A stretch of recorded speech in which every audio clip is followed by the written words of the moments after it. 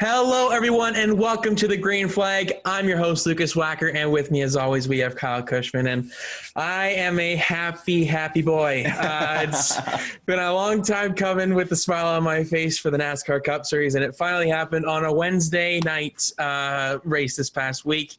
Actually, last night. Crazy to say that we didn't get to review the NASCAR Cup Series race, the previous episode on Monday, because it hadn't even started, really, and they waited a whole other day afterwards to get it underway. So we've got that to talk about, and we also have to preview Martinsville with our fantasy preview later on in the show as well. So busy episode with reviewing one and previewing one, going back to the old format, I guess, where it was just throwback. It's a throwback week, and it definitely was a throwback week in who won the race at Texas Motor Speedway. So we've got lots of different things to talk about in terms of breaking news as well. But first off, how are you doing today, Kyle, after a rain-delayed race that was very, very entertaining from my perspective? But how are you doing? I'm doing good. I'm glad we got the race in last night so that we don't have to try and figure out what we're going to do with the show today around the race or anything like that. I'm glad we don't have to worry about anything like that. And, getting it in Wednesday night was great because we get the full race distance in, and the schedule this upcoming weekend doesn't have to change either. So it's a quick turnaround. It's great for the entertainment value. Sucked having to wait the extra couple of days for the end of that Texas race, but good to get things in the books there, especially for yourself. And it was worth the wait. Looking forward to this upcoming weekend as well. Yeah, there was plenty to talk about. There was definitely not a lack of news as well over the past couple of days since we last recorded, as per usual. So we'll jump right into that before we get into the race recap. And we begin off with Kyle Larson. Once again, he's in the news, and for probably the final time this season, we'll have to talk about Kyle Larson. But he is officially back. Hendrick Motorsports have announced that he will be driving the number 5, changing from the number 88 to the number 5. Once again, Hendrick Motorsports will have a number 5 car, and he will drive for that organization in 2021. He's already been reinstated by NASCAR, as we talked about. I believe it was last week or 2 weeks ago he was reinstated. So he's officially back after, obviously, a whirlwind of months here for Kyle Larson, from the ups and downs that he's had, probably more so downs, but he's taken this as a learning opportunity, and he's got a second chance. And we've talked about this on this, talk about that on this show, where we believe that he deserves his second chance. So great news for Kyle Larson. He gets a multi-year contract, and Cliff Daniels will be his crew chief for next season. No sponsors or anything have been announced yet. That's probably going to take a little bit to figure that out for next season for obvious reasons. But Kyle Larson, nonetheless, will be back in NASCAR next season with Hendrick Motorsports, a site that he was rumored to go to even before everything that happened back in April during the iRacing event. So this is a great move for Hendrick Motorsports to bring in someone like Kyle Larson, but at the same time, we still can't forget what happened over the past couple of months. So what are your thoughts here, Kyle? We've always obviously been speculating, and it's the worst kept secret basically in the Cup Series for a while here, but Kyle Larson is officially back. And it's super exciting. So the first thing is we've talked obviously over the past few weeks, and as this kind of has ramped up from the reinstatement to all the rumors and everything, we've talked a lot about the Kyle Larson situation, and rightfully so. So I think today less so on the history of Kyle Larson and more on going into the future here. But I'm glad that you do point out that, yes, we can't forget the situation, and Kyle Larson isn't forgetting the situation. And everything that he's talked about to this point has been continuing to do the efforts that he's done over these last few months to get him to this point where he has been reinstated and is deserving of the second chance. So before I get into what this means for Hendrick Motorsports and Kyle Larson here, something that's kind of been a topic of discussion in sports these last few days has been when people are deserving of second chances. And this is specifically coming up with both Kyle Larson being reinstated by NASCAR and signing a multi-year contract with Hendrick Motorsports, one of the best teams in the sport, and also the Mitchell Miller situation going on with the Arizona Coyotes in the NHL right now and everything going on with that. And I think the key point to make between the two and why the two situations to me are so drastically different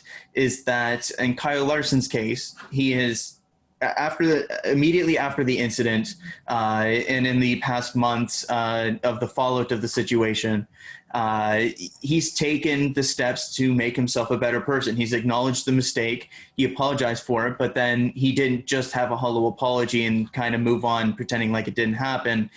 he took the steps to make himself a better person, educate himself, talk to people that would have been affected by the comment he made, and find out why you can't make comments like that and make himself a better person. He's gone to the Urban Youth Racing School and helped out at the grassroots level. He's taken all the steps to make himself a better person and help the people that he hurt with that comment as well. So that, I believe, is what makes you deserving of the second chance. I think you need to take the steps to earn a second chance. And I believe that Kyle Larson has done that over these last few months. He wasn't on social media trying to promote the things that he was doing and trying to say, hey, look at me. I'm not a bad person. Look at all the great things I'm doing. Let me back in your sport. He completely stepped away from social media. He went and did those things on his own doing in an effort to grow as a person. And then if the opportunity came down the road to come back in NASCAR, of course, that would be kind of a consequence of the actions that he's taken over the last few months. And that's the route that we've gone down. It's completely different from what's going on right now in the NHL with the Mitchell Miller situation, which is the opposite, where somebody makes an awful mistake. And what Mitchell Miller did is far, far worse than what Kyle Larson did. But the difference, even in terms of the action as well, is that Mitchell Miller hasn't shown any basically remorse for his actions, and Kyle Larson has. And I think that's a big distinguishment that you need to make in a situation like this, where somebody has made an awful mistake and the course that they've taken to get back. Kyle Larson has shown remorse and has taken the steps to make himself a better person. And on the hockey side of things, and Mitchell Miller in this situation with him right now, he hasn't done that. And that's why right now we see Kyle Larson signing a multi-year contract with Hendrick Motorsports and looks to be regaining his spot in the sport, versus Mitchell Miller, who today, similarly on the opposite side of things, had his rights renounced from the Arizona Coyotes, and looks like his NHL future is bleak, if not non-existent. So I think that's an important note to make here, because on the surface, people will just see somebody that was fired a few months ago for saying the N-word over a stream is now signing a lucrative, I would assume, multi-year contract with one of the best teams in the sport. So I think that's an important note to make. But getting to the future here and Hendrick Motorsports and Kyle Larson, I love this. Like, this is the best possible landing spot, I think, for everybody involved here. And at the beginning of the year, it looked like this could potentially be a route that both go down. And it was definitely a roller coaster to get to this point. But we did get to the point now where essentially Kyle Larson is replacing Jimmy Johnson. And yes, Hendrick Motorsports likes to make it confusing because of all the number changes and everything. But if you look at what's happening here, the 88 is just rebranding to the 48, and the 48 is essentially becoming the 5 here. So that's essentially the situation here, because Cliff Daniels and that entire 48 crew is now with the 5. So it's basically the 48 becomes the 5, but they just jumbled around the numbers a lot. So that's kind of the comparison we need to make. And in that case, I'm very excited, because I think Cliff Daniels is a very solid crew chief. I think they've had a lot of bad luck with Jimmy Johnson this season, but they've shown speed quite often, to be quite frank. And you're getting quite clearly a driver upgrade at this point in their careers from Jimmy Johnson to Kyle Larson. And that's kind of weird to say for a 7-time champion. But there's a reason why Jimmy Johnson's retiring, and it's not because he wants to go out on top. It's because he's not as competitive as he used to be at 44 years old or whatever he is now. So you look at Kyle Larson and what he's been able to do at Chip Ganassi. He's consistently outperformed that equipment. And going into Hendrick Motorsports, if he's getting the same level of equipment as Chase Elliott is or anybody else at that team, which I don't see why he wouldn't by any means, I think he's going to step into the next season, and sure, maybe the first few races, there will be an adjustment period because no practice, obviously the restrictions on testing, which have been there for multiple years now.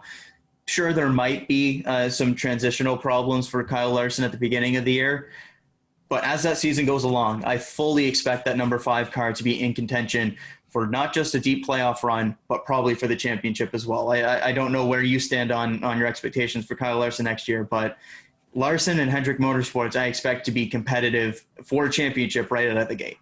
Yeah, I mean, just quickly back to like the announcement itself, yes. The thing over the Dale Jr. download. It seems like everybody who wants to make an announcement goes on that show nowadays. So we could have speculated that when Junior flew back from Texas Motor Speedway to do the podcast, that something was going to be announced here. So, but he said that fans came up to him, Larson that is, and said that you got the raw end of the deal. Some fans did. And he disagreed with them. He shot them down right away and said, I got exactly what I deserved. And that really struck me, that someone that has really learned from their mistakes. And obviously this was a massive one. So I think that was something that I really took away from that interview with Dale Jr. and Larson, just being totally open. It was his first public interview really with, I'm sure, people he's comfortable with in the NASCAR industry as well. I don't think he's going to get burned by Dale Earnhardt Jr. by any means. I think it's a comfortable environment for him to come and make the news. And obviously, Rick Hendrick has a history with Dale Earnhardt Jr. with their past relationship. So I think it was a great way to announce it and just come together and kind of make it full circle in some senses for Larson. But to go to the performance thing for the future, I love this just as much as you do. I think it's a great fit. I'm shocked personally that if he ever did come back, I didn't think it would be with the Chevrolet manufacturer, but it's a bold move by Chevrolet to make a statement like that back in April when everything did happen, and then come back and say that we endorse Kyle Larson and we support Hendrick Motorsports' decision, which is good that they show that they are taking or believe in second chances, which is obviously the American dream in terms of giving people that opportunity. So it's an interesting marketing move by Chevrolet and Hendrick Motorsports to bring in Larson to that camp. But in terms of expectations, I'm expecting big things from Kyle Larson next season. Definitely a playoff contender. That car is going to have to be a playoff contender, but it hasn't been in previous years with Jimmy Johnson behind the wheel. But with Kyle Larson's talent behind the wheel, he says that he feels sharp. He's been maintaining his reps, obviously, on a constant basis in dirt, winning thousands and thousands of dollars over this season. Insane season. He's not putting that on the back burner as well. Obviously, he's going to have to take a step back in some respects to dirt racing to focus on the Cup Series side of things. But Hendrick has totally let him, if he wants to go run a couple dirt races here and there, he's going to be able to. So I'm excited for Kyle Larson. I think I'm looking at least a round of 12 appearance for that car next season. I think round of 8 would be about where I think it would be struggling, because that's where he kind of ended up with Chip Ganassi, and it's definitely going to take a big step for him to move on to that next round of the playoffs, especially when I look at that round already for next season with the schedule. I think it's a bit tough for him to move on depending on the regular season that he has. But I think round of 12 has to be the par for what that 5 team is meant to accomplish next season. And I think he'll just be that step behind Chase Elliott in some respects. I'm expecting Byron to take that next step next season. And then Bowman, I think, will continue his maturity in the sport. He's obviously got big shoes to fill technically in the number 48 car, but I really, really like this opportunity for Kyle Larson. And he's handled it the right way, like we said multiple times on this show. So, and I think it's a very interesting move that they brought Cliff Daniels back. They're allowing him to continue his Cup Series career with a new driver. Obviously came in for Jimmy Johnson part-time after his initial crew chief didn't work out when he left, when Chad Ganassi and him obviously split. So it's a turning of the guard at Hendrick Motorsports with Chad Ganassi and Jimmy Johnson leaving here in a matter of weeks from their more well-known roles as crew chief and driver. So this is a very nice end to the silly season kind of thing. It was the last major bombshell to drop, and it kind of limits everything else that we're going to see from here on out. Most rides have taken care of themselves for next season, but when the season started, I didn't think Larson would maybe necessarily get this ride. He's always been rumored to go to that next step up in the Chevrolet hierarchy, I guess. But I'm really, really pumped for Kyle Larson here. So what else do you want to add to this, Kyle? Because obviously there's a lot of different layers to this announcement, but no sponsorship as well is an interesting thing. I think the sponsorship will be a slow kind of process over the next few months, and I wouldn't be surprised if we kind of see kind of the Alex Bowman-esque Chevy goods and that kind of thing for maybe a little bit. Hendrick on that cars. car. Yeah, the Hendrick cars kind of stuff. We'll see how that goes. That's going to be an interesting process for sure. But I am a massive fan of what Hendrick Motorsports is doing right now. They've got an extremely young team. You've got two of, if not the best, like top 3, top 4 brightest young stars in the sport, and now Kyle Larson and Chase Elliott. You've got a very, very solid mid-tier driver at the very least, somebody that has shown flashes of being able to jump up into that next tier in Alex Bowman. And you've still got one of the best prospects in the sport in William Byron, who people forget is still, I think, the second youngest guy in the Cup Series, despite having a couple seasons under his belt already, and has shown flashes. And I really, really like the pairing of him and Rudy Fugle again. So I really like Hendrick Motorsports going into next season. I especially like them going into the next gen car as well. And going into next season, I think we're going to see a Hendrick Motorsports car in the championship 4. I really think so. And whether that's Chase Elliott or Kyle Larson, I don't necessarily know yet. But I think that not only is Kyle Larson going to come out guns a-blazing looking to not only prove himself once again in NASCAR, but also prove that he's been deserving of this top-level equipment for some time now, like people have kind of speculated.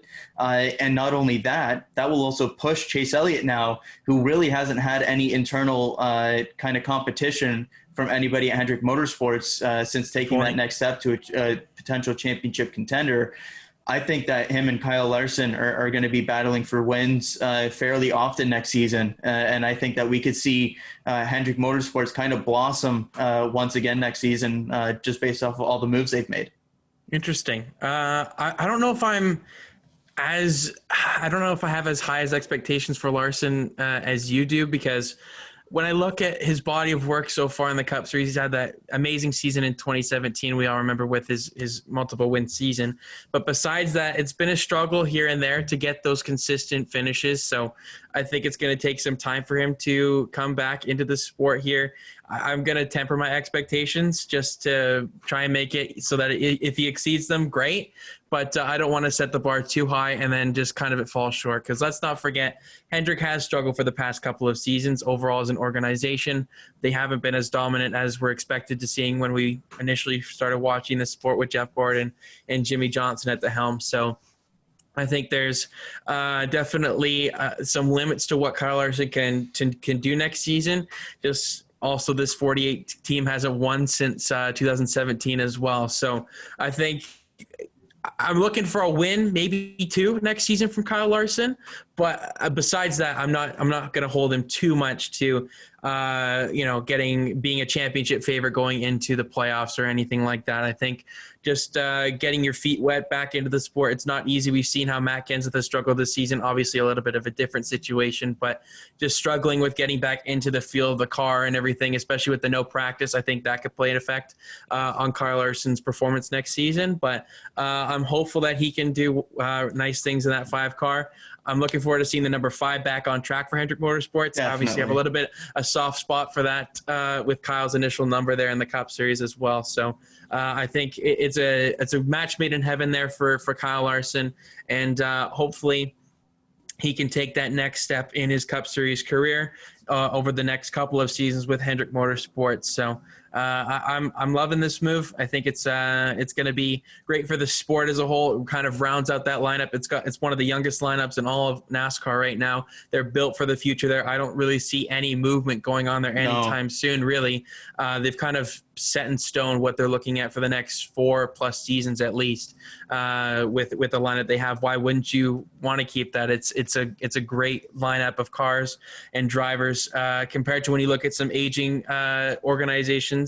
They've got they're getting guys that aren't even in their prime yet by any means. So I think the future is very, very bright over there at Hendrick Motorsports. It'll be interesting to see if Kyle Larson can come back and win a championship over the course of his tenure at Hendrick Motorsports, because I'm sure the expectations are high with having the amount of talent that they do in that lineup and getting back to the form that we all once knew. I wouldn't say all love, because it was kind of getting a little bit boring at times with the domination, but as we've talked about about over the past couple of weeks with Lewis Hamilton, and then looking at the Jimmy Johnson side of things, you have to appreciate it in the moment.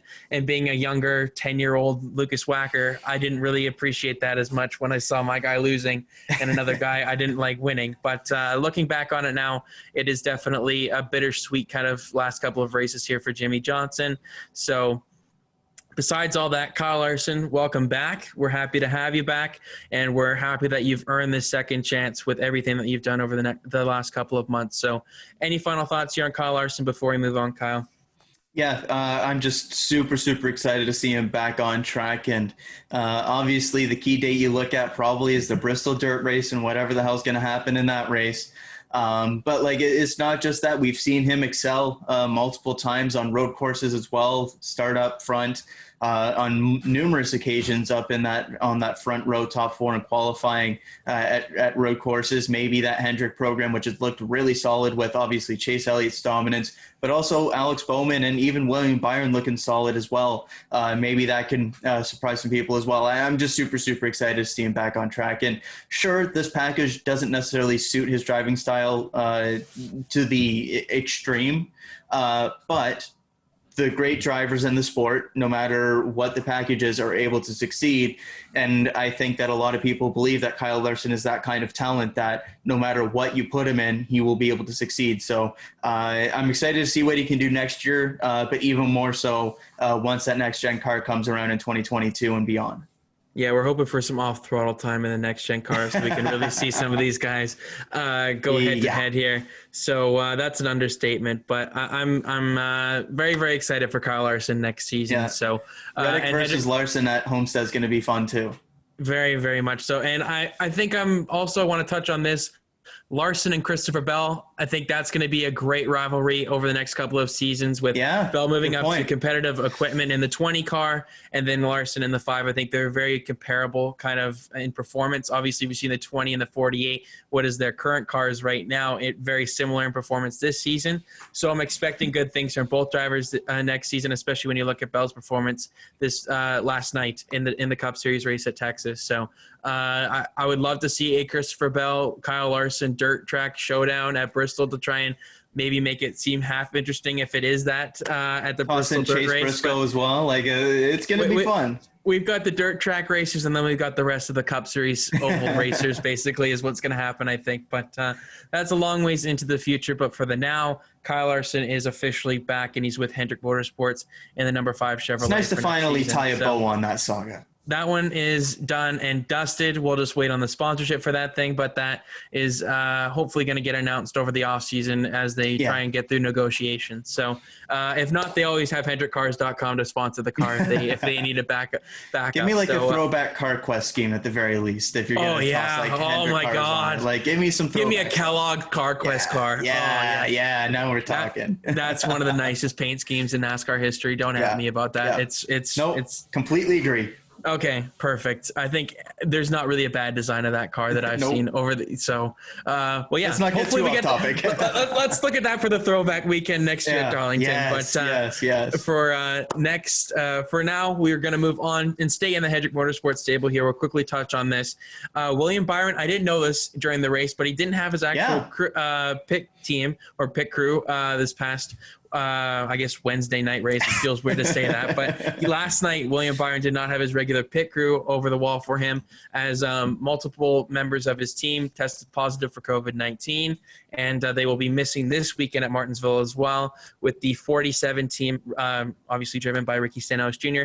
That pit crew will pit for the number 24 this weekend because they have a Hendrick alliance with the pit crews there with JTG Doherty Racing and Hendrick Motorsports, so it just makes sense for them to bump up. And then Aspire Motorsports pit crew will pit for Ricky Stenhouse Jr. at Martinsville as well. So interesting kind of development there. I didn't know that was a thing over last night, but unfortunate situation there for the crew members. Hopefully that they're staying safe, and we wish them all the best in their recovery from the virus. But it would be interesting to see if this will impact William Byron's pit crew time this weekend.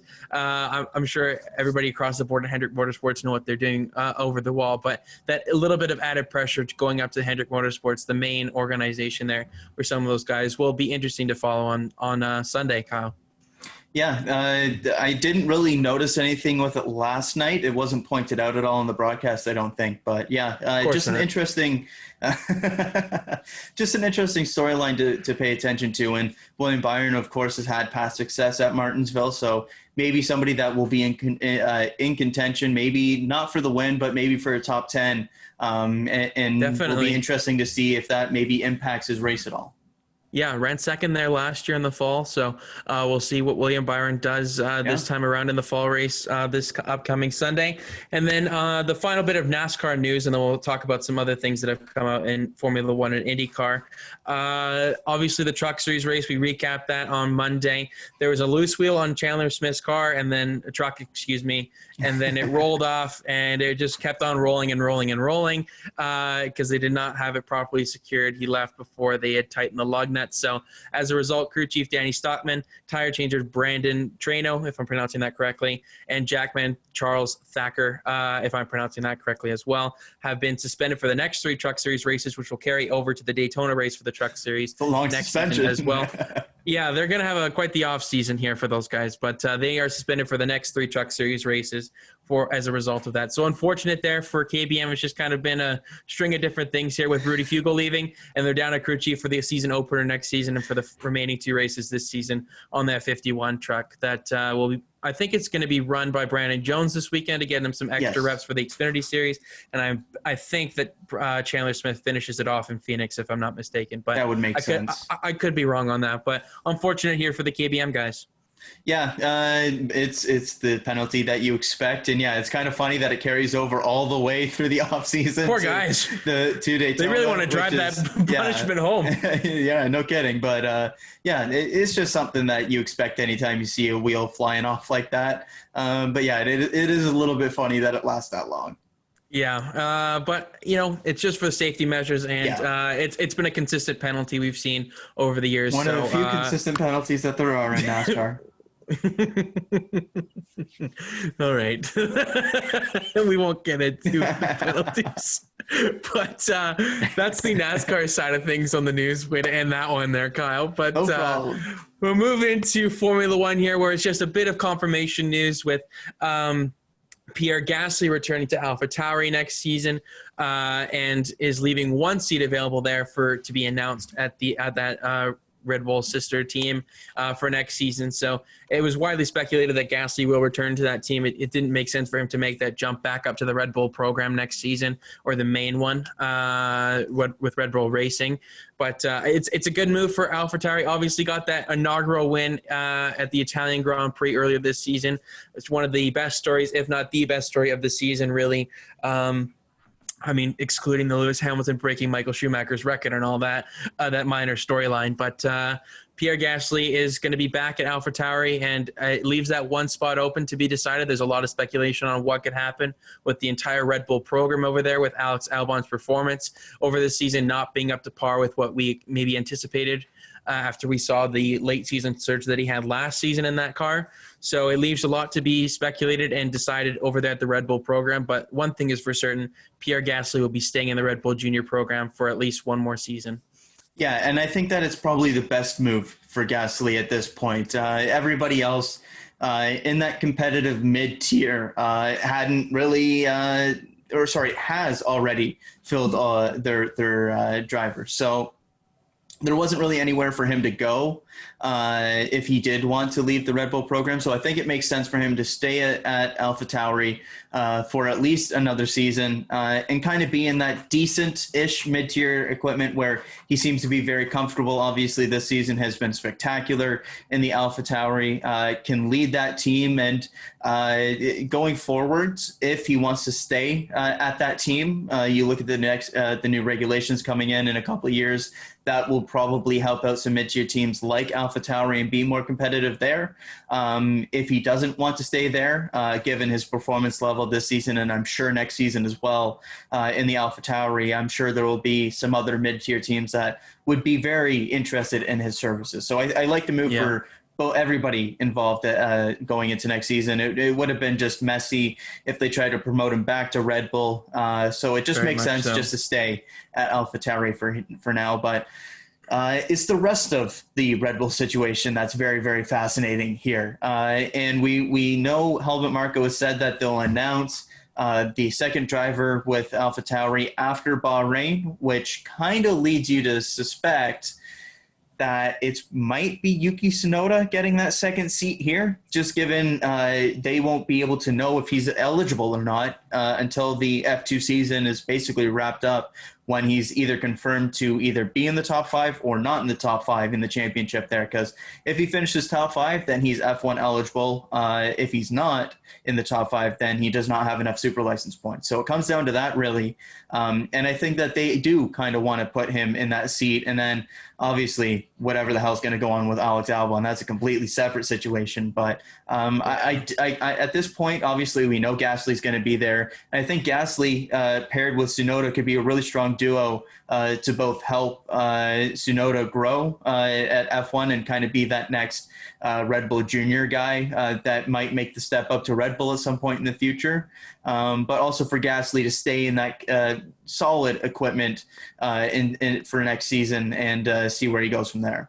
Yeah, Red Bull's junior program is it's all over the place in the Formula One grid. Yeah, it is. And a lot of them have moved up throughout the field. And you think of Verstappen, Ricciardo, Vettel, Sainz, all these guys have been in the Red Bull, then Toro Rosso program. We've obviously got Albon and Gasly there currently. Danny Kvyat is all but certainly not coming back next season in that car. Seems like for him. It just has been an up and down his entire F1 career, and this might be the end of it for the Russian driver. But on Tsunoda, it makes sense for him to go into that next car. I think with the Honda Alliance for what it is for right now, for next season, it makes sense for him to come up into that car. But if this was any other season on Pierre Gasly, I mean, I think he would probably want to move elsewhere to try and get that extra shot, because he's kind of in the wings of the Red Bull program, and it just doesn't seem likely that that's the next step for him to move up there anytime soon. So he's going to probably have to look elsewhere for services for next season, and it'll be very, very interesting to see if he stays at that program for long term here, or if he tries to find an opening elsewhere. You know, you think of maybe Alpine or whatever they want to call themselves for next season. That seems like the logical fit. With the French organization and him being the Frenchman, it would be a great duo with him and Ocon in the short in maybe the future, with Alonso on the 2-year contract. Maybe you look at something like that for Gasly in the next couple of seasons there. It makes sense with it would be great marketing for that team with having 2 Frenchmen behind the wheel of their cars. I think McLaren are very, very solid for next season with Ricciardo and Norris. And then Ferrari has basically locked themselves in for the future with Leclerc and Sainz. And then Verstappen is going to be locked in with Red Bull. We'll see what happens with the next-gen car and what that kind of brings over there in Formula One. But I think right now for Pierre Gasly's career for next season, it's only going to do wonders for him.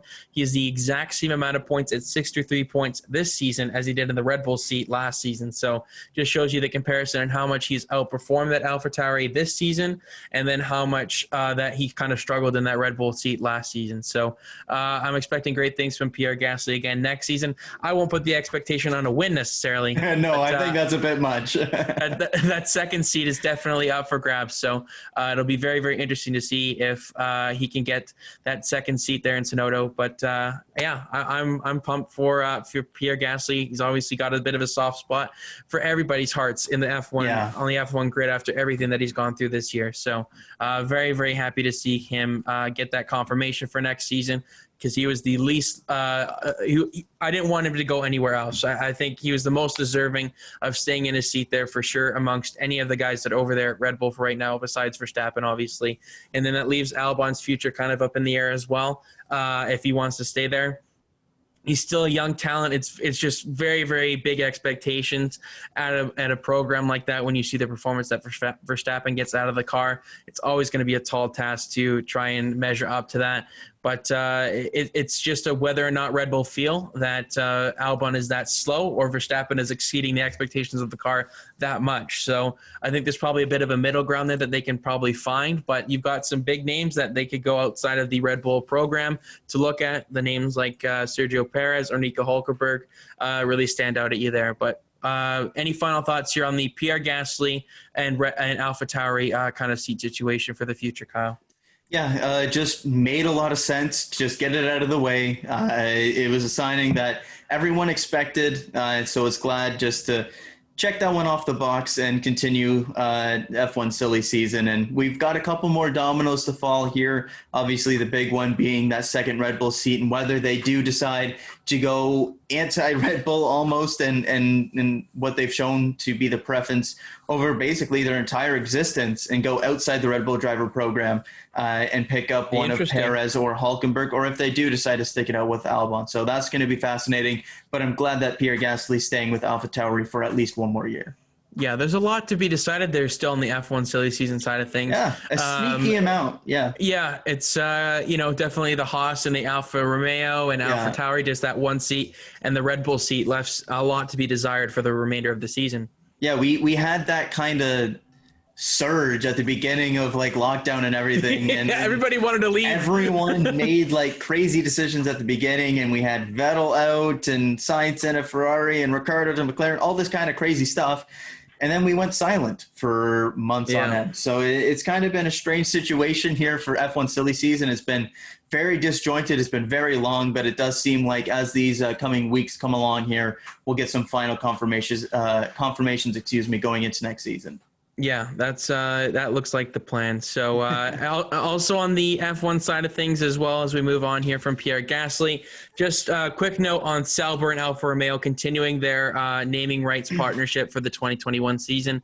Obviously, that team is essentially Sauber, but it's just been rebranded to Alfa Romeo as the sister kind of junior program to Ferrari, where they put their one Ferrari junior driver in there. Who's that going to be for next season? That's all to be decided as well. And then you have your mainstay in Kimi Räikkönen, who won't retire until he's 60 years old, it seems. So that guy will be always around in some capacity, it feels like, in F1.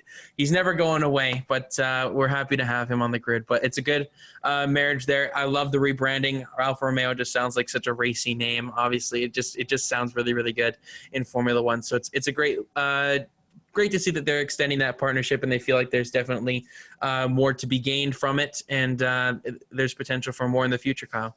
Yeah, I've loved the rebrand Alfa Romeo as well. It just rolls off the tongue. It's just such a nice look.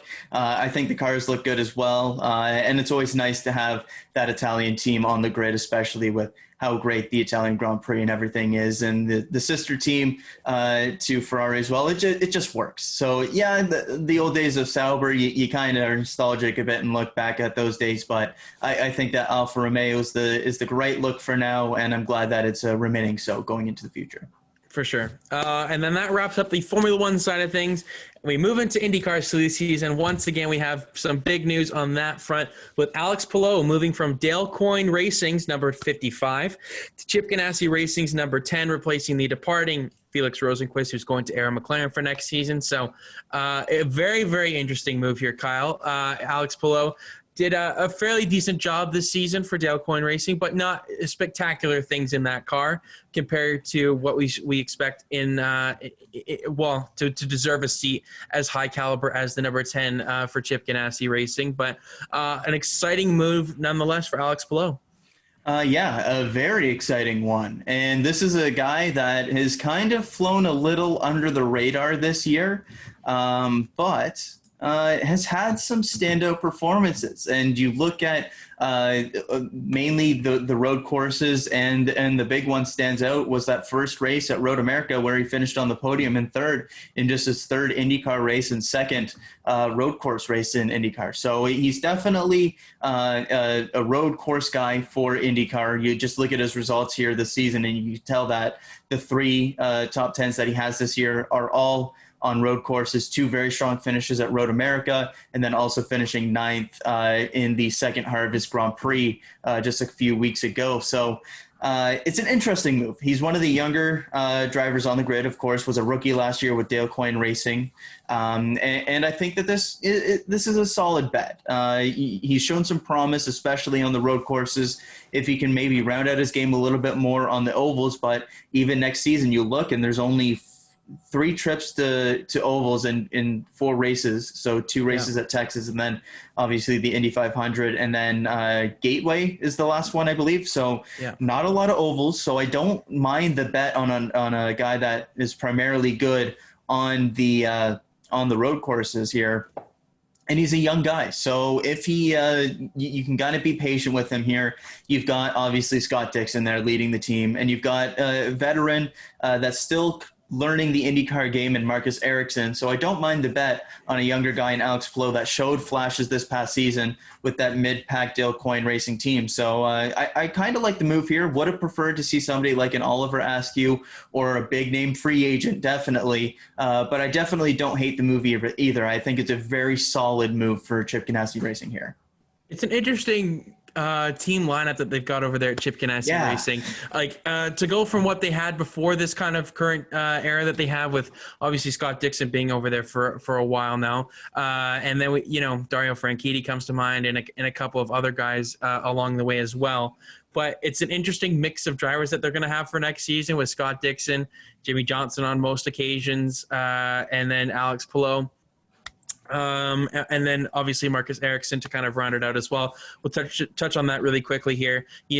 Marcus Ericsson has signed a multi-year deal to return to Chip Ganassi Racing to drive the number 8 as well. So those are the two kind of settling points for Chip Ganassi Racing for their 2021 plans, and they have their lineup set for next season. It seems it's just those extra couple of races that they want in that number 48 Indy car for that team when Jimmy Johnson's not racing on the ovals. But besides that, they've got their lineup locked and loaded. But Alex Palou is definitely one I didn't see coming for this open spot at Chip Ganassi Racing. There's definitely a lot of other options out there.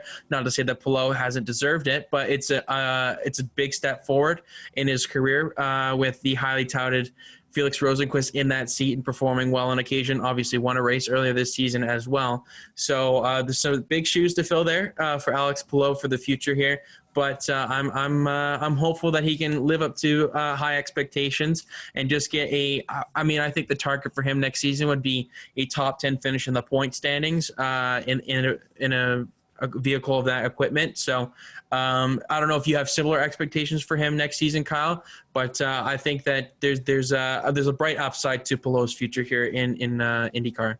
Yeah, I would put my expectations a little bit lower going into next season. I think that the kind of top 10 expectation, I think, falls on Marcus Ericsson's shoulders now.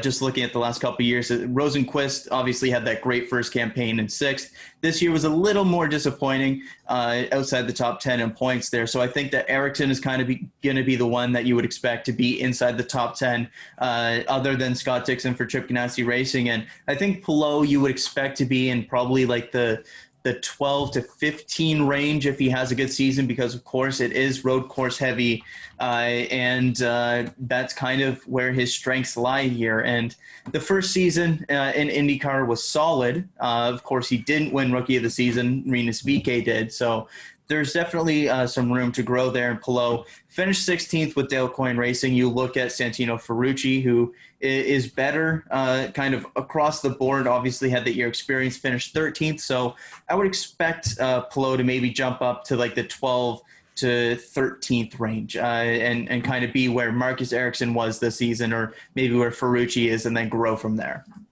That's a good point. I mean, I think that top 10 range would be like the high end of the expectation. Yeah, I mean, it would be like the 10th, if that'd be a great season, obviously. But then I think probably 11th to 13th is what he's probably shooting for next season. Definitely. But you never know with the strength, like you said, on the road courses. There's definitely a lot to be gained there with his talent on those particular kinds of tracks, and then just try to get the best result you can on these other results. And then the Indy 500 is anybody could probably win that race, really. So I'm pumped for Alex Palou and Marcus Ericsson for both getting their futures secure here. Obviously, Ericsson came over from Formula One a couple of seasons ago and has done fairly decent work in Chip Ganassi equipment. I think you're just taking that little bit of extra time to get to grips with the kind of IndyCar style of car. But I think next season will be a real true test for him in a very competitive season after his teammate just won the championship this season. So there's a lot left to be desired from that organization with the remaining cars that they have over there besides Scott Dixon. So It's going to be very much Scott Dixon versus the rest and see how they can do in performance next season compared to their teammate. But nonetheless, Palou and Ericsson should round out that lineup nicely. Not the top end talent maybe we expect from an organization, such as Chip Ganassi Racing, but a very talented crop of drivers that they've got over there. So any final thoughts here on the IndyCar side of things, Kyle, before we move into the Texas race recap? Yeah, just finally here, you look at what Marcus Ericsson did last year in his first year, 2 seasons ago now, I guess, technically, in that first season with Schmidt-Peterson, and it was decent. There was a lot of adjustment period, only the 3 top 10s. The second place at Detroit was the big standout. And this past season, we thought we saw a lot more consistency and a lot more improvement. He had far more top 10s. You look here, 1, 2, 3, 4. He had a 5-race top 10 streak. Overall, I think 8 by my look here. So a very strong season for him, obviously finishing 12th in the standings. So you would expect another jump up for Marcus Ericsson next year, and I would fully expect him to be inside the top 10. If not, that's a disappointing season. Probably looking to even get closer to that top 8, if you're being honest, just looking at what Chip Ganassi Racing equipment that level is. So excited to see what Ericsson will do next season. His 3rd in IndyCar. He should really have it under his belt now. Again, he's another guy that excels more on the road courses as well. So the schedule, yes, for obvious reasons. So the schedule definitely benefits him going into next season. So I kind of like the lineup Chip Ganassi Racing has here. I think Palou is a nice, solid, young option. See what you got there potentially. And then Ericsson, I think, is an improving veteran that definitely has some room to grow as well. And obviously Scott Dixon is Scott Dixon. So I like what Chip Ganassi Racing has going on over there. Even though I would have preferred to see, again, somebody like Oliver Askew or a big name free agent signing, I think Palou is a very, very solid signing. It's a very interesting dynamic that they're going to have their next season, because Jimmy Johnson's going to basically have to just rely on Scott Dixon with 2 younger teammates over there in Ericsson and Palou still getting their feet wet in IndyCar to some respects. So it's going to be quite the collaboration between Dixon and Johnson for their success next season. So there's a lot to be discussed there with IndyCar over the next year. It's going to be a lot of fun, but one of the big organizations rounds out their lineup with the departing Rosenqvist with a very young Alex Palou taking his spot. So that wraps it up for the news and notes from the past couple of days, Kyle, and we can move into last night's race at Texas Motor Speedway. Crazy to say that it was last night, but we got another midweek race. Whether the ratings and everything suggested that we should have another one, we got it without them asking or wanting it. So we'll start off with something that happened on Sunday morning in inspection, as Martin Truex Jr. was docked 20 driver and owner points and had to start at the rear of the field for this race. And for the second consecutive weeks, he had to start at the rear of the field. And NASCAR confiscated the number 19 spoiler, and I believe it was the $30,000 fine or $35,000 fine as well on top of that. So a massive penalty handed down by NASCAR for not liking the way the spoiler was. It didn't meet the lines and the regulations that NASCAR set, and they had to also eject James Small as crew chief this past weekend as well. So instead of him having to sit in his car maybe over the past couple of days, he went back to work at the shop and got his Martinsville car prepped and ready to go for Sunday this upcoming weekend. But a massive loss here for Martin Truex Jr., who already was coming into this race below the cutoff line severely. Had a massive hole to dig himself out of, and is in a must-win situation coming into this race and also leaving this race going into Martinsville, a track that he's won the past 2 times we've been there, though. So there's a lot of potential here for the 19 team to have some success here in the final weekend. They had a great run last night in the race after working their way up through the back, even before the 72-hour plus rain delay that we had. But massive news to start off the Sunday race, this part 1 of the race on Sunday, Kyle. Yeah, huge news, and the big factor there is the point penalty, because you look at the fallout from this race now, and this was potentially a situation where if you don't have that penalty, Truex is in a much, much more favorable situation, and potentially could point his way in if you don't have that 20-point penalty. But now you're looking at a must-win situation, and sure, must-win isn't necessarily impossible by any means going into Martinsville for that team. But if you win 2 stages and finish second, you're probably still on the outside looking in because of that gap to the cutoff line coming out of Texas now, and that mainly comes from the penalty and not from the way that you've run. So definitely a bad error on that team's behalf. You did get James Small back at the shop, getting to work on Martinsville earlier than the rest of the field. So maybe it's a blessing in disguise going into next weekend. But yeah, that's a tough one to swallow. Yeah, when you look at the points, we'll talk about that after the race recap and what that looks like going into Martinsville. It's definitely a major gap. It's not really within range to points in at all. It's a must-win situation for basically everybody below the cutoff line after this race. So we'll talk about that in a bit here, but let's get back onto the race where it started after the Truck Series race on the Sunday morning, and then there was a threat of rain throughout the beginning part of the race. There were sprinkles early on. Then they had a competition caution after a couple of quick cautions. Chris Buescher got in the wall, and then a couple of other things happened. Kyle Busch would be caught for speeding on that competition caution, sending him to the back. And then on the ensuing restart, Hamlin missed turn 1 massively, slid up out of the groove, lost, I think, 25-plus spots on it, lost all of his track position at the beginning of the race. And then the next lap after that, Kevin Harvick in the lead. The pole sitter slams the outside wall and is forced to pit under green with a tire rub, and I'm guessing flat tires, and he would go a lap down, and it would be very, very difficult for that 4 team to recover. It seemed like they had speed when we came back here on the Wednesday, but it was a disappointing result here for Kevin Harvick, who I had picked to win the race coming. That was way back last Thursday, a week ago, but it was not to be the case for Kevin Harvick this time out at statistically one of his best tracks at Texas over the past couple of seasons. So unfortunate there for the 4 team. We'll talk about what their point situation looks like in a bit. Around 50 laps into the race, caution for mist/rain eventually forces a red flag, and it got postponed to the Monday, to the Tuesday, and then to the Wednesday.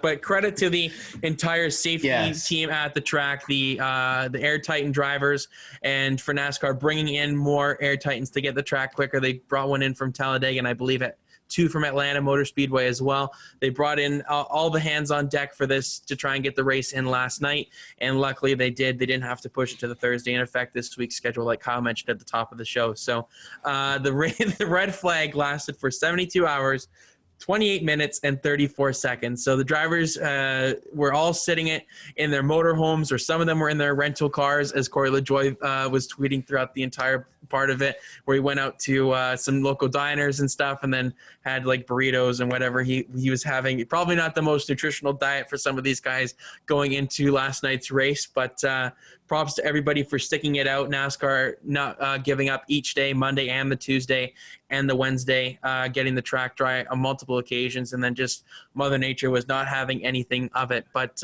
we got the race in, and the full race distance as well, which is great to see. You never want to see, especially a playoff race, shortened by weather. So we got the full outcome of this one, and it was definitely an interesting one when we got back underway here, Kyle, as less than 10 laps into the race, into the restart, Matt Kenseth gets loose in turn 4 and slides up in front of Denny Hamlin. Contact was made, sending the 42 spinning, and then collects Bubba Wallace and Eric Almirola as well. That they didn't really mention that at all, but it was very, very close for Eric Almirola to squeak by. Kenseth's splitter digs into the soaking wet grass and absolutely destroys the front end of that car. The pictures on that were insane. There was no front end of that car whatsoever.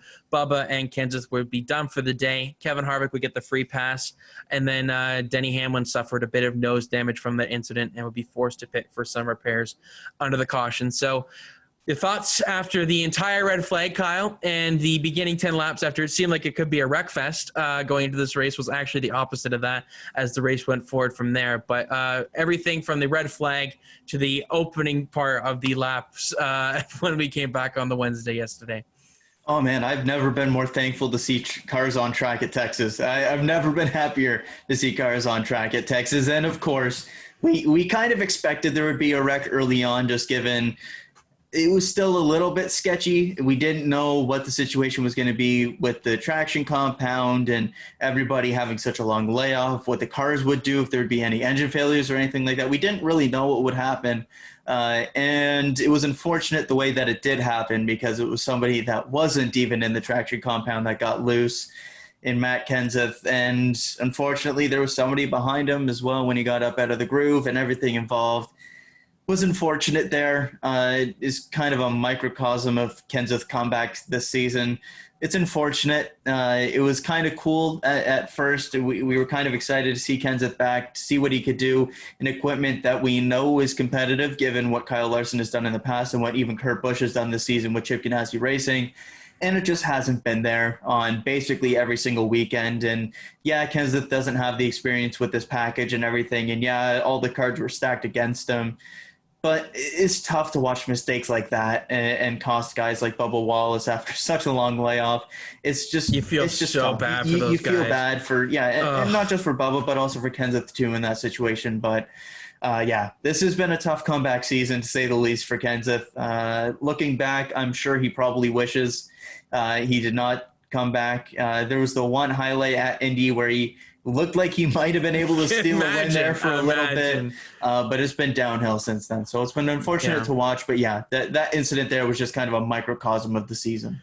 Yeah, that's a good way to put it. I hope this doesn't tarnish his reputation whatsoever. Oh, and it should. This has just been an irregular season, as we've seen on multiple occasions throughout the field on drivers' performances and whatnot. We can't hold Matt Kenseth to just this one-off season where let's not forget how he outperformed that 6 car when he went to Roush in that one-off season as well, when he filled in for I guess it was Trevor Bayne then. But it's been a disappointing season for that entire 42 team since basically everything got back underway from the pandemic, from losing their driver to firing their crew chief to having a disappointing result on the track as well. So they're definitely in need of a reset over there. Kurt Busch definitely carrying the banner of that stable, when I'm sure when the season started back in February, we were anticipating probably the opposite with the 42 team carrying the banner. But as far as the rain delay goes, I could not believe that it went on that long. But from the weather forecast and everything, it just seemed like it was never going to get underway.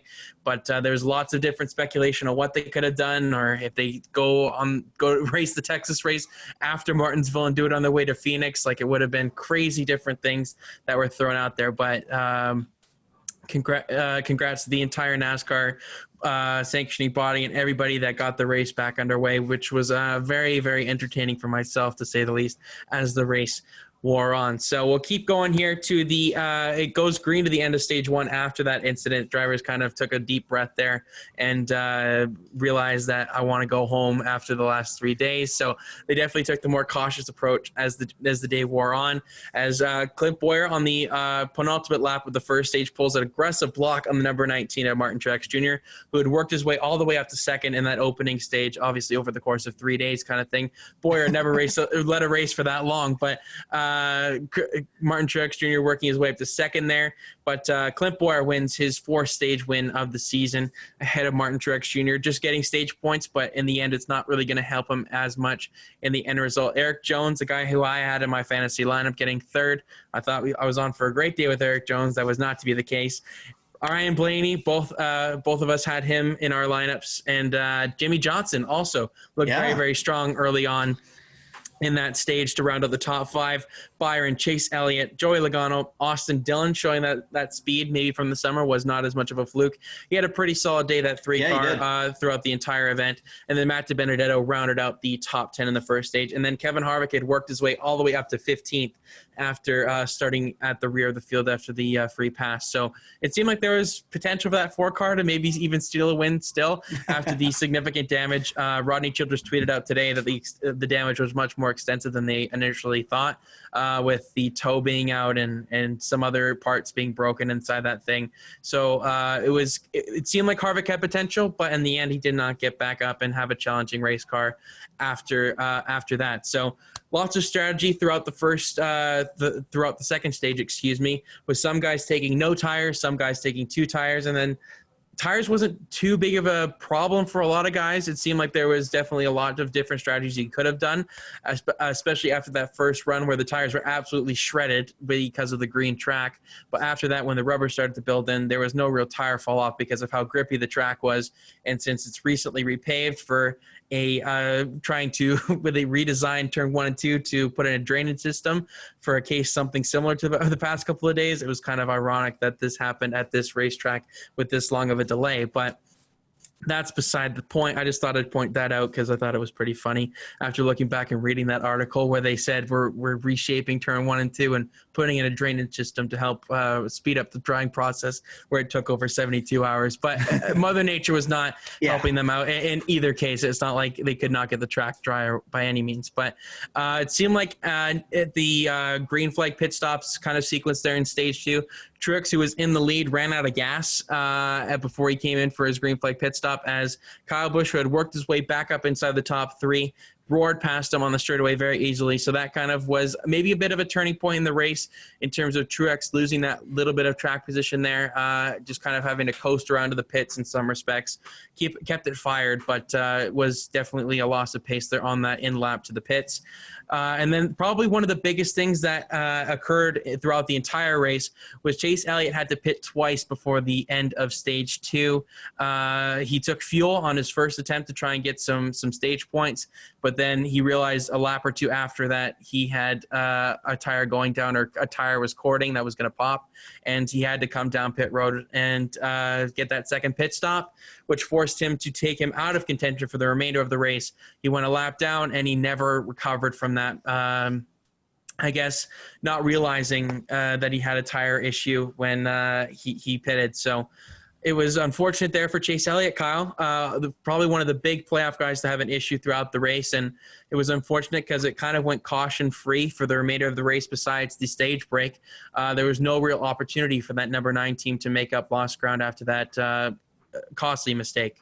Yeah, and it's unfortunate there for that team because the way that Texas was this past week, I guess you would say not just weekend, this past week, it was so cold and the traction compound and everything involved, the track was just so grippy that you couldn't really tell when your tires weren't all that great. And we saw that early on with everybody coming down pit road and the amount of cording and tire damage that we saw. And for that Elliott team, it really seemed like they came down for fuel. They left, obviously, just trying to get stage points and didn't realize that there was an issue there because you couldn't just tell there was an issue because the amount of grip in the track until it got to the point where if you kept going, the tire would have basically been destroyed and probably wrecked Elliott's car. So it was unfortunate in that regard because if they just waited like a lap more or a couple laps more, they would have been able to catch the issue, go down pit. But given the fuel mileage and everything there, it seemed like they pit when they had to and just kind of got caught in an unlucky situation there. I did like the call at the time from Gustafson to go out and get the stage points. Just didn't work out due to something that is kind of a fluky situation that you can't really handle. And on top of that, he gets caught a lap down and just never gets help. They ran an entire green flag run with him in the free pass position the entire run and didn't get a yellow flag to get back on the lead lap. Very unfortunate for that team. And yeah, gets caught behind the 8 ball there, aren't able to get the lap back, aren't able to get those positions back, and are now in basically a must-win situation going into next week at Martinsville. Yeah, my fantasy lineup was basically screwed after the end of the second stage with Eric. Shucks. I don't feel bad about it. No, you don't. Result. Because of the we'll talk about that. We'll talk about that in a second. But the Eric Jones and Chase Elliott were trapped a lap down for the remainder of the race with a lack of cautions, and that would screw over my side of the fantasy lineup. The two differences that we had because the stage 2 end result was massive for your fantasy results with Kyle Busch winning stage 2, his 3rd win of the season. Wow, you gave a pumping of the fist for Kyle Busch. Okay. I know. It's crazy times. It's crazy Holy times. smokes. I just had to take a mental picture of that. But Martin Truex Jr. finishes 2nd in that stage for the 2nd consecutive stage. He had a great day, Martin Truex Jr. He just felt not good enough. 1 spot shy for the remainder of the race as well. Alex Bowman, the other difference that we had for that, getting 3rd in that stage. Really, really solid call there for you, Kyle. Props to you on that one. And then Keselowski was in 4th. Blaney rounds out the top 5 with Bell. Austin Dillon once again getting stage points. Clint Bowyer, Ricky Stenhouse Jr., and Kevin Harvick still kind of lingering around that top 10. Yeah. But after that, it would kind of go downhill for the 14. But that rounds out the top 10 for the stage 2. So do you want the race recap from now on for what I remember or from the actual race? I want to know what you remember. I feel like I blacked out. I was going to say, I feel like you probably blacked out. Like me and Kyle were texting throughout this entire last. I was teasing him the whole time. It was great. Oh man, I could not handle anything at that moment in time. I was trying to keep myself busy as much as I could. The fact that Kyle had raw speed and it wasn't a fluke that he won the stage and it seemed like he was competitive was really, really getting my hopes up. And it was definitely the finish of the race that I was really, really hoping for. So we'll start off with the beginning of the final stages. The majority of the field would pit for some fuel and put themselves within a window to make a one-stop strategy work. With some of the other guys, they pit a little bit, about 10 laps before the end of stage 2 there to try and stretch the fuel. So including that would be Kyle Busch and Clint Bowyer, who stayed out with Martin Truex Jr. And most of the rest of the field pitting for fuel and tires. So that gives track position to the 14 and the 18, who had a great battle on the restart. And in my opinion, this was the key moment of the race, where Kyle Busch clears Clint Bowyer after a couple of laps of battling, which allowed him to kind of monitor his speed and just try and nurse as much fuel as he could, because it became a fuel mileage race to the extreme, which we don't see very often nowadays in the Cup Series, especially with the stage lengths. And there's usually some cautions in that final stage that puts it within the last 40 laps where we don't have to worry about fuel. But this was definitely right on that edge, especially for the guys that stayed out there at the final stage break. So it was a great battle, and like I said, the key moment of the race for me was when Kyle took the lead here ahead of Clint Bowyer. Unfortunately for Bowyer, he didn't have quite the full tank of fuel that he needed to really create that long battle. If he did, though, I think we would have seen Martin Truex Jr. in victory lane at the end of this, because Clint Bowyer had a very, very strong car, and I think with Bowyer and Busch, they couldn't really relinquish the lead, because either one of them could have maybe stretched the fuel, and then they probably would have caused themselves to burn each other out with the fuel, allowing Truex to maybe sneak by at the end. But that was kind of the key moment, was Bowyer not getting the fuel full, and then Busch taking the lead, because Truex struggled a little bit to regain that track position throughout the field. And by the time he got up to second, Kyle had already built up a 6+ second lead over Truex before the final set of green flag pit stops. So Bowyer had to pit about 10 laps or so before Kyle did, because of the lack of fuel in his tank. And then, we'll move on to the most nerve-wracking last run I've ever been a part of. There's championships. More than the championship? Yeah, for sure. Really? For myself, as a fan, as a diehard Kyle Busch fan, my bias is going to come really through in this last little bit here. But Go for it. I was, in a mental block. I could not see straight. I couldn't do anything. I was trying to keep myself as occupied as possible with not trying to focus solely on the possibility of him winning for the first time this season after just so much heartbreak this season and the amount of down finishes and bad luck and whatever you want to say. Everything has been in this season for Kyle Busch. And it's definitely been out of the norm, but that's what 2020 has been. So Kyle Busch pits with 68 laps to go, which is on the verge of making it to the end on fuel. It's close. And I can't even really talk about it. I'm getting nervous. It's already happened. But it was crazy. At one point, I'm listening to Kyle's radio on the NASCAR app. And he said he's blowing up. I'm like, oh, this is the perfect thing. He's in the lead. He's a 6+ second lead. He's got the race kind of in his hands here. He just has to nurse the fuel home, but he says he's blowing up. But then it turns out to be just a rubber fire from the freaking tire. It was just all these little things. You could tell that he was on edge too, because he knew how much of a big deal this was for himself and how much the pressure he's put on himself to keep that consecutive seasons with a win streak going. So, I don't even remember really what happened in the last 60 laps. When I look back at the text, I'm like, I don't remember even texting that. It was insane. But throughout it all, Kyle Busch saves enough fuel that in a final stage went green to the end. nursed the car whenever he needed to, drafted off of lap cars. Some of them got out of the way quick enough. Some of them didn't last long enough. It was just a totally whirlwind of emotions for, I'm sure, himself behind the wheel, and then for myself sitting at home watching it. And he gets his first win of the season, holding off Martin Truex Jr. He was coming fast. He built up a 6-second lead by the beginning of that final stint, and then Truex had worked its way down to about half a second by the end of it. So it was very, very close, nip and tuck at the end, but he managed to save just enough fuel, and he ran out of gas coming to do his burnout. So, oh my gosh, I was a wreck. I'm going to be honest. I was just full of emotion. This is the second show we've ever done between Kyle and I where I have Kyle Busch winning a race. Yeah. Obviously the one with the championship last season, and then this one this past weekend. We watched the championship race last season together, so I had to try and contain my emotions a little bit on that one. As much as I could. You're lucky I didn't cry then, but this time you were close. This time I was just a ball of tears. It was not a pretty sight, but I was so pumped for Kyle. I can't believe that he finally pulled it off. I didn't think it was going to happen.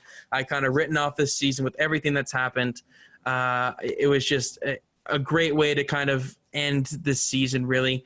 I don't need to worry about the last 2 weeks with him. It's just go out there and kind of have some fun with it. But there's always that added stress, especially with the emotional attachment that I have with Kyle. It's been a 12, 13 plus year fandom for myself. So it's been a long time, and it's great to see that he's getting that win. It's unfortunate for his teammate and Martin Truex Jr., just falling short of that win that he needs so desperately to move on to the next round for the championship 4. But he finishes second, and Busch extends his streak of consecutive seasons with a victory to 16. So he joins the likes of David Pearson, Richard Petty, and Jimmy Johnson with that record. And I don't anticipate Kyle's record to be broken next season. I think this has just been one of those years where some people struggle. He's had a couple of these one-win seasons in the past, but this one especially that has been weighing on him with being the defending champion and just having those high expectations that we all have of Kyle Busch. Even if you're a fan or you're not a fan of him, you expect the most out of him, and this season was anything but that. But this is a great way to end it. Also, Jimmy Johnson had blown a motor in that final stage. I totally forgot to mention that, but unfortunate for him. That's okay. It's unfortunate for him to end his Texas career where he's had so much success in his career. I think back to that 2007 fall race that was on my birthday on November 4th. This was a great birthday present as well, early birthday present that Kyle gave me here a little bit. But Jimmy Johnson, that Matt Kenseth battle in that final couple of laps there. I think back to that with Jimmy Johnson at Texas. I think back to that Brad Keselowski pass where Brad dominated the race back there in 2015, but then Jimmy spoiled the party there with about 15 laps to go. Jimmy's had a memorable career at Texas Motor Speedway, giving us lots of great moments. It was unfortunate to see he had speed once again at Texas for the second time this season and not getting the end result that we would have liked to see for Jimmy Johnson. But Kyle Busch in victory lane. He forgot to do the bow after that was really funny. In the chaos of winning. He totally forgot. It's been so long. That's what he said in his post-race interview with Parker. I'm glad Parker reminded him to do it because it was a nice moment there. But your thoughts, Kyle, from Kyle Busch being victorious at Texas Motor Speedway and spoiling the party for some of the playoff guys as well. Yeah, I'll start by saying that was the first time I've ever smiled after a Kyle Busch victory, so I'll give you that one. Thank you. But yeah, it's well documented that I am not a Kyle Busch fan myself, quite the opposite of you, in fact. But that being said, I was happy that he won this race. It's been a long time coming, to say the least, and I'm sure you know that most than anybody. But that win streak is something that's extraordinarily impressive. And something that I want to see Kyle Busch keep as long as he can. And this season, just the chaos that it was with COVID and the break and everything involved, it would have been a shame if this would have been a season where that win streak came to an end. And I'm glad that he was able to get one with not a lot of races to spare, but I was glad that he was able to get one. and didn't mess with the playoffs too much. While, of course, if Truex had won that race, he would have been through, but didn't mess with the playoffs too much at all, and was a win that was deserved. They had the speed. It was just whether the strategy calls and being able to stay fuel would work. And it was tight there at the end for sure, but it was great to see a fuel mileage race for the first time in a while where the leader needed to save fuel, but the guys behind him didn't. So a situation where Kyle Busch would have to relinquish a few seconds to save some fuel, or a few tenths, excuse me, and then would have to go and step on the gas again and build that up where he was faster than the two behind him, but could he save enough while being that fast and being able to stay in front of them? It was great to watch. It was also great to get that insight on the broadcast as well from the radio as well, and hearing Adam Stevens basically coach Kyle Busch the entire final stage. It was amazing to see, but that goes to show why that partnership has worked so well in the past. And I think that there's been a lot of questions asked about that partnership this season, given the lack of speed and lack of winning, of course. And that even dates back to last year at the midway point, while, of course, they won the championship. It hasn't been a boat of success, to say the least, even last year.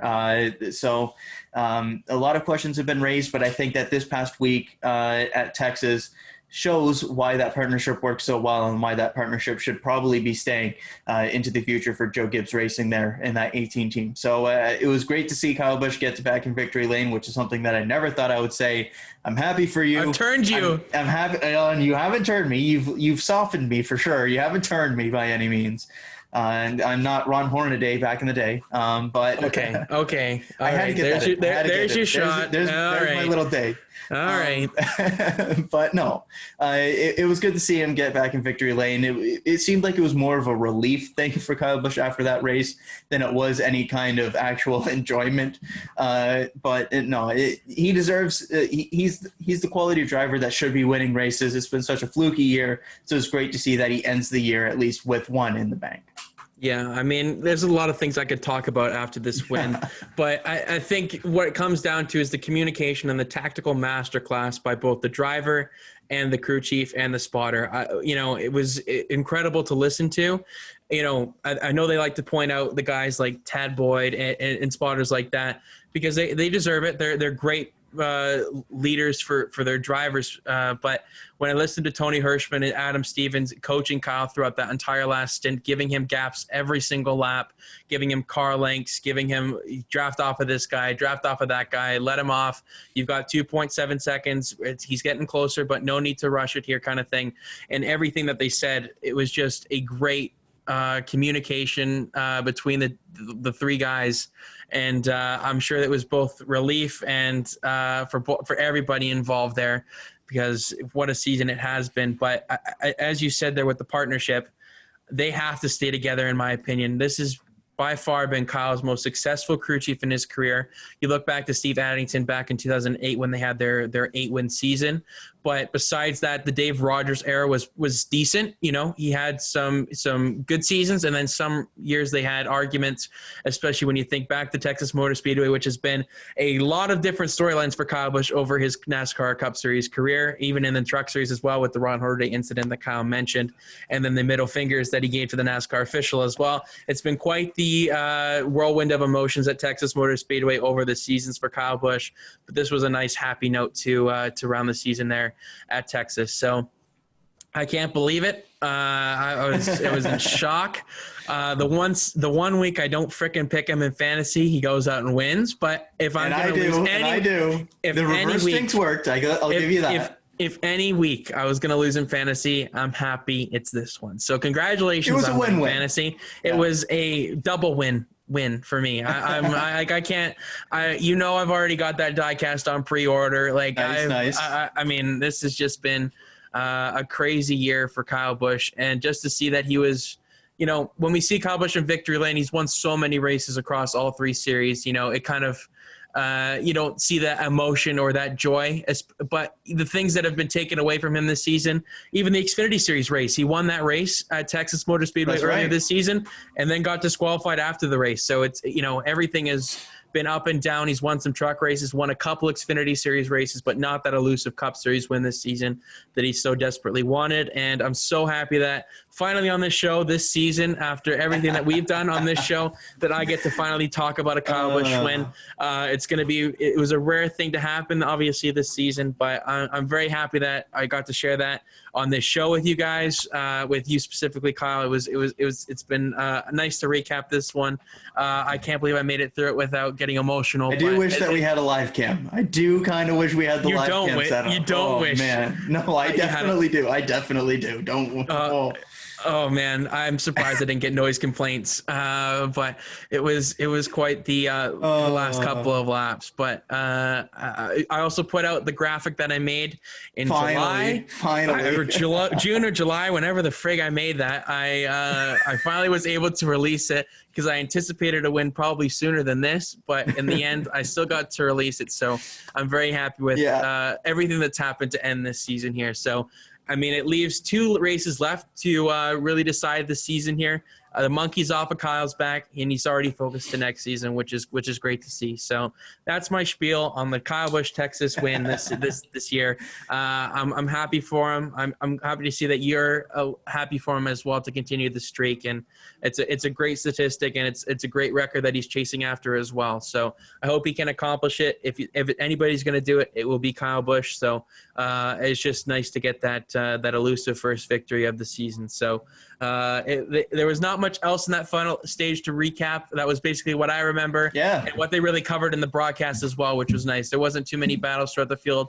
The playoff guys really, really struggled. The guys that needed good days had subpar days in some respects, and some guys that didn't really matter if they had a good day or not had good days and bad days as well. So we'll look at the notable finishes here, Kyle, before we move into Cush's threes and then what the playoff bubble looks like. Yes. Obviously, the first 2 with Kyle Busch and Martin Truex Jr.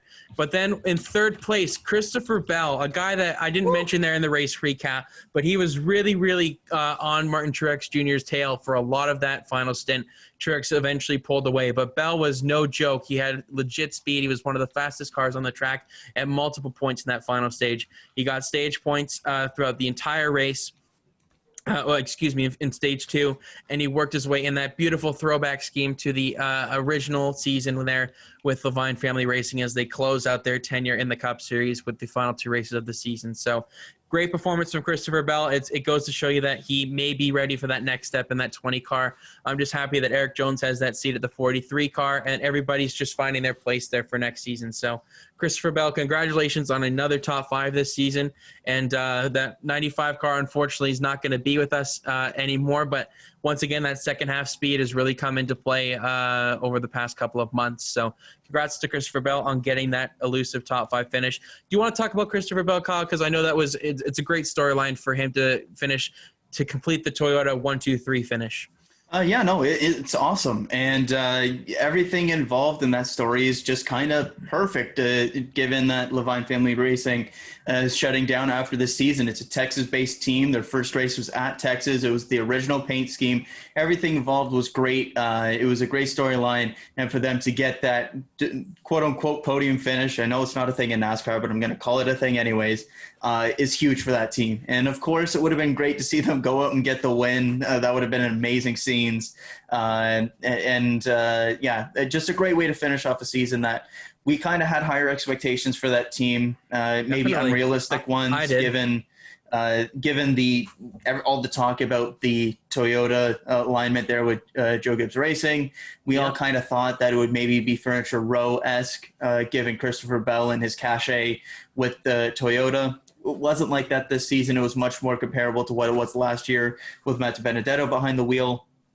But that being said, great to see them get this good of a result at their final race at the home track just before the chapter closes for them in the Cup Series. Yeah, heartfelt storyline there for Christopher Bell, getting that probably their best finish of the season here to kind of close it out for that organization is really, really something special. If Kyle had lost this race, Bell would have been a nice consolation prize with a great storyline. But I'm sure he'll take a third place finish and move on to Martinsville this upcoming Sunday. Ryan Blaney in fourth, a guy that we both had in our fantasy lineups, had a really, really solid day. Just was a little bit behind the front two, I'd say. Kyle and Truex and even Boyer there would have really solid speed throughout the race, but Blaney was just a tick behind them, but definitely leading that Penske organization once again on Sunday. There was a playoff spoiler. We talked about that last week on Thursday. We said that Blaney could be the guy to play playoff spoiler, but Kyle Busch was the one that ended up playing that. But Ryan Blaney, of the top five, 3 of them are non-playoff guys, so it's an interesting mix of the top 10 here at Texas Motor Speedway last night. Alex Bowman, another guy you had in your fantasy lineup, did wonders for you, having a top 5 finish. So the 2 guys that you played the bet with Alex Bowman's top 5 finish last season in the fall race paid off. He gets another one for you here with a solid top 5 for Alex Bowman. Unfortunately for him, doesn't really close the gap. It actually extends going into Martinsville. So unfortunate there for Bowman. Brad Keselowski in 6th, just right behind him there. Those 2 are the above the cutoff line, the first guy above it, and Keselowski, and the first guy below it there, and Alex Bowman. So not too much to separate those 2 on Wednesday night in the end result, but both solid runs for both guys. The 3 stay away froms that I told you last week, don't listen to me on that segment ever again. Or listen to it and then put those guys in your fantasy lineup. The jinx worked. I'll tell you that. We'll have a clip on that a little bit later on the green flag. So Kurt Busch, 7th place, once again from that 6th to 10th range, never gets a top 5 at Texas, doesn't get me any stage points, or either of us stage points, but gets that top 10 finish. Unfortunately for Kurt Busch, he's in a must-win situation once again going into Martinsville, a track that he's been subpar at in his career. He's got, I think it is 1 win in his career here with, or I believe it's 1. Let me just check here. I've got it open. Kurt Busch, 2 wins in his career. 1 with the 41 team, and I guess probably 1 with back in his 97 days with Roush. But that sounds right. Yeah, Kurt Busch with the 7th place finish at Texas Motor Speedway. Matt DiBenedetto bringing home a top 10 finish.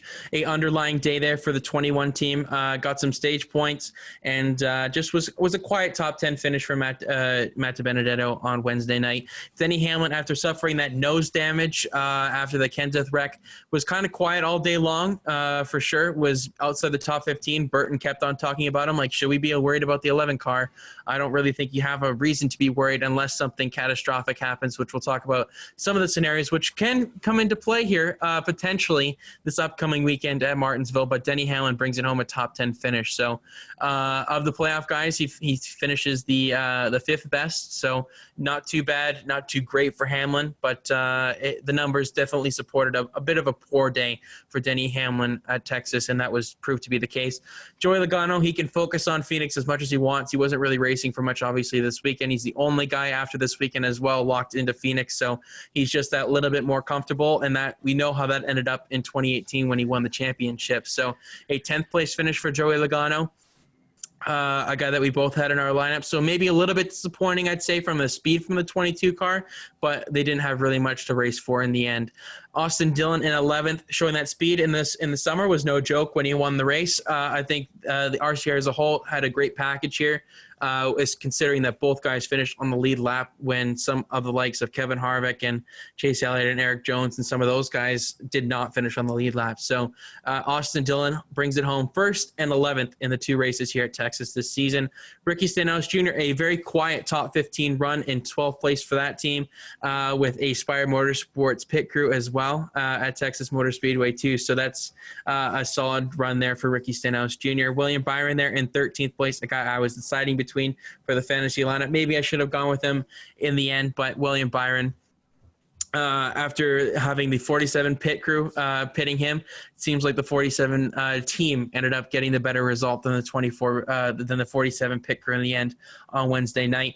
Cole Custer, 14th place, the 2nd highest rookie, with Tyler Reddick following him there in 15th as the last car on the lead lap. So the rookies had a nice solid day. Christopher Bell in 3rd, Custer 14th, and then Reddick 15th.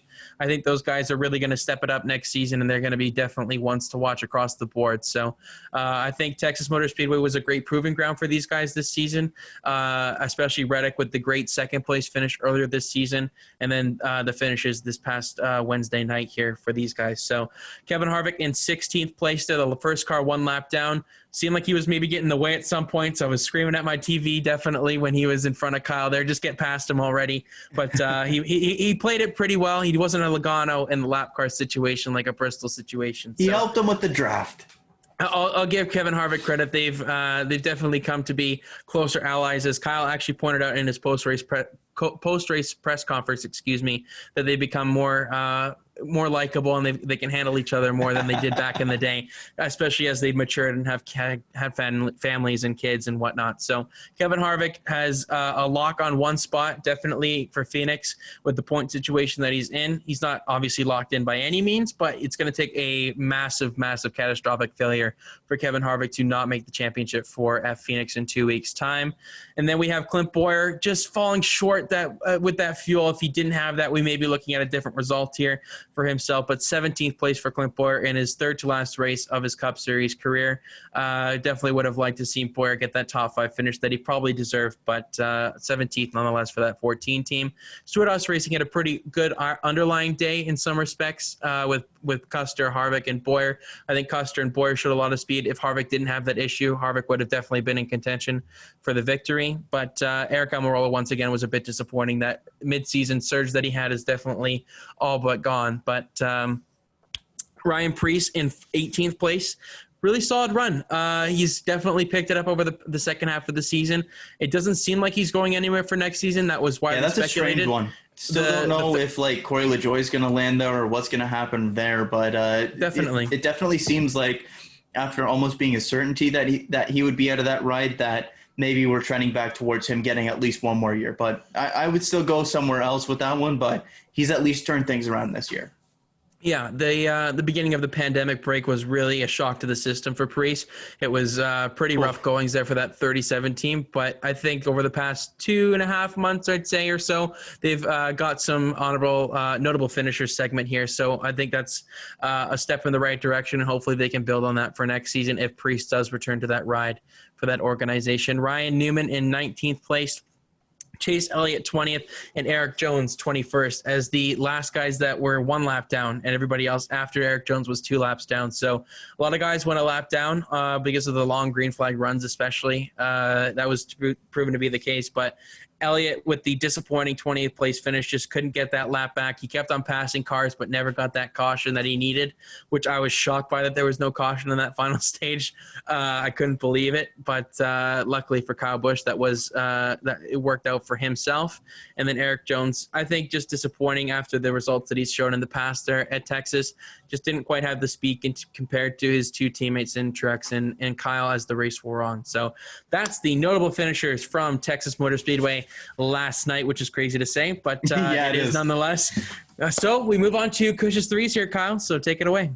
Yes, and this is an interesting one because I feel like there's a decent amount of options for drivers that impressed me last night, and maybe not as many on the negative side here, but I've pulled some together here. And kicking things off, it's obvious. It's got to be Kyle Busch, right? It has to be. I got to give him some love when he deserves it, and he deserves it after this one. Not only was the car fast, he was able to save enough fuel at the end of the race while still maintaining that lead, and something that, as they kind of mentioned on the broadcast there, something that we haven't really seen him have to do to get a win. So great to see him get a win in that kind of style and finally get a win this season as well. He never wins fuel mileage races. He never wins fuel mileage races. Continue that win streak. What is it? 16 straight seasons now? Is that the number? So that's just incredible stuff. So continuing a streak like that is always going to get you on Cush's threes. Number 2 here. We mentioned it a bit earlier. There you go. Christopher Bell. I mentioned it already, so I won't go too heavy on this one, but just a great run for that team in their last home race. It's unfortunate they're shutting down. It's great having those family-owned teams, especially on the Cup Series side of things, where you don't really see them have success as much. just given the financial requirements involved. So great to see that team finish third and show some speed and threaten for not just the win there, but just a great run overall for that team. So Christopher Bell gets a shout out as well. And the third one here, maybe a little bit off the board, but Austin Dillon. Followed up the win earlier this season at Texas, which a lot of people kind of pinned as a win for Justin Alexander rather than a win for Austin Dillon. And yeah, that made a lot of sense, but they kind of backed it up this past weekend, showing their speed here. So I was impressed by them. A very solid run, picking up some stage points, just barely on the outside of the top 10 there, but a strong run for that RCR number 3 team. So I'll give Austin Dillon the shout out here. On the negative side of things, again, I'm not going to go heavy on this first one. Matt Kenseth, just kind of tie a bow on that one. I've said it many a time. I don't need to go any heavier than I have already. Just pack it up, ship it off to the next one. This one maybe be a little bit surprising here, but Cole Custer, SHR showed quite a bit of speed this past weekend. You look at what Clint Boyer was able to do when he wasn't running out of fuel. He looked like he was a top 3, top 5 car, quite frankly, when he had that clean air up front. Kevin Harvick was obviously leading the race when he wrecked and just wasn't able to quite recover from that. And Eric Almirola, don't forget, was tagged by Bubba Wallace in that Matt Kenseth wreck, so we didn't really get to see what that car was able to do. But given the kind of the snippets that we saw from SHR, it looked like they had a lot of speed. The one guy that didn't have issues with Cole Custer, and he only finished 14th. So that was a little bit disappointing for me. Given the speed that they showed, I would have expected much closer to a top 10, if not getting that top 10. So Cole Custer, a little bit disappointed there, given what I saw from SHR the rest of the day. And kind of similarly, last one here, Joey Logano. That Penske camp showed a lot of speed as well. Ryan Blaney consistently a top 5 threat, finished 4th. Brad Keselowski had a track where he really hasn't had a lot of success, finished 6th and got some solid points as well. And even Matt DiBenedetto finishing 8th and getting some stage points as well. Joey Logano, 10th place finish at a track that he's consistently one of the best at. A little bit disappointed in that one. And sure, he didn't have to really go out and do anything because he has the win in the bank. But I was still a little bit disappointed there. So that's mainly just for like a fantasy aspect of stuff. It didn't really affect his day or anything like that. Doesn't affect his season at all because he's already locked into the championship race. But a 10th place finish, just not quite what I was expecting from Joey Logano in this one. So that's going to wrap up Cush's 3s on this one. Maybe a little bit harsh on those last 2 negative Cush's 3s. But you know what? There wasn't really anybody else that I could really pull from that had really, really bad days without having some other issues. Fair enough. I mean, in some respects, I understand where you're coming from on a couple of those. I think the Logano one maybe is a little harsh, and the Custer one, but I think specifically on Logano, it's just he's not really racing for anything. But for Custer, I mean, I agree with you in some respects there. SHR seemed like when they had solid pieces and they weren't damaged, they had a good package here. And he was the only Texas. one that kind of had a clean race as well. So that's where I'm coming from on that one. Fair enough. So that wraps up Cush's 3s there for Texas Motor Speedway, and we move straight into the preview. This is a throwback one. Texas is gone and is all but gone, and now we move into Martinsville. Quick turnaround here. Yeah, we have got throwback to the midweek races earlier this season, really. So quick turnaround for both the drivers and the teams. So it's a lot more stress on the crew guys, that's for sure, to turn I guess everything around in terms of getting the haulers ready and stuff to be shipped off to Martinsville, even tomorrow for some teams and then Saturday for others. So lots of pressure on those guys to get the cars ready. So we've got, I guess we can look at the playoff bubble before we look at the Martinsville. So quickly to give a quick rundown, I guess. Joey Logano's obviously clinched. We've talked about him. Kevin Harvick is the highest guy on points at plus 42. It's going to need a massive loss in points day, and then a lot of the guys behind him to pass him, and then I need a new winner for Kevin Harvick to essentially to fall out. So he's all but locked into Phoenix.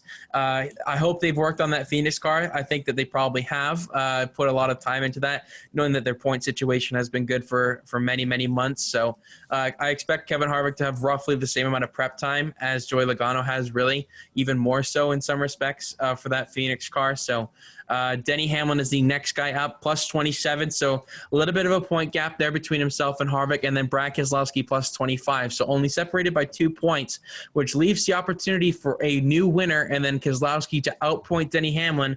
And we could be looking at the second most dominant guy on the Cup Series circuit this season, not making it to the championship 4, which I did not see coming whatsoever. But the opportunity definitely is around for this upcoming weekend, especially with the likes of Chase Elliott and Martin Truex Jr. below the cutoff line. So Alex Bowman is the first guy below the cutoff line statistically based off of the best finish of the round. Alex Bowman is minus 25. Obviously, Keselowski and Chase Elliott is tied with him at minus 25 as well. Just virtue of the best finish of the round, Bowman is ahead of Elliott in that respect.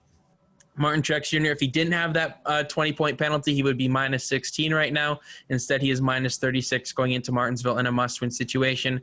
And then Kurt Busch, what could have been if the other Busch brother made it on to this round instead of his brother? Minus 81 for Kurt Busch. So not looking good for Kurt going into a track where his competition is better than him. And it's going to take quite the drive from that Monster Energy Chevrolet to get a win into the championship 4. But we all knew that was a long shot even coming into this round. The fact that he's here in this round is incredible in itself.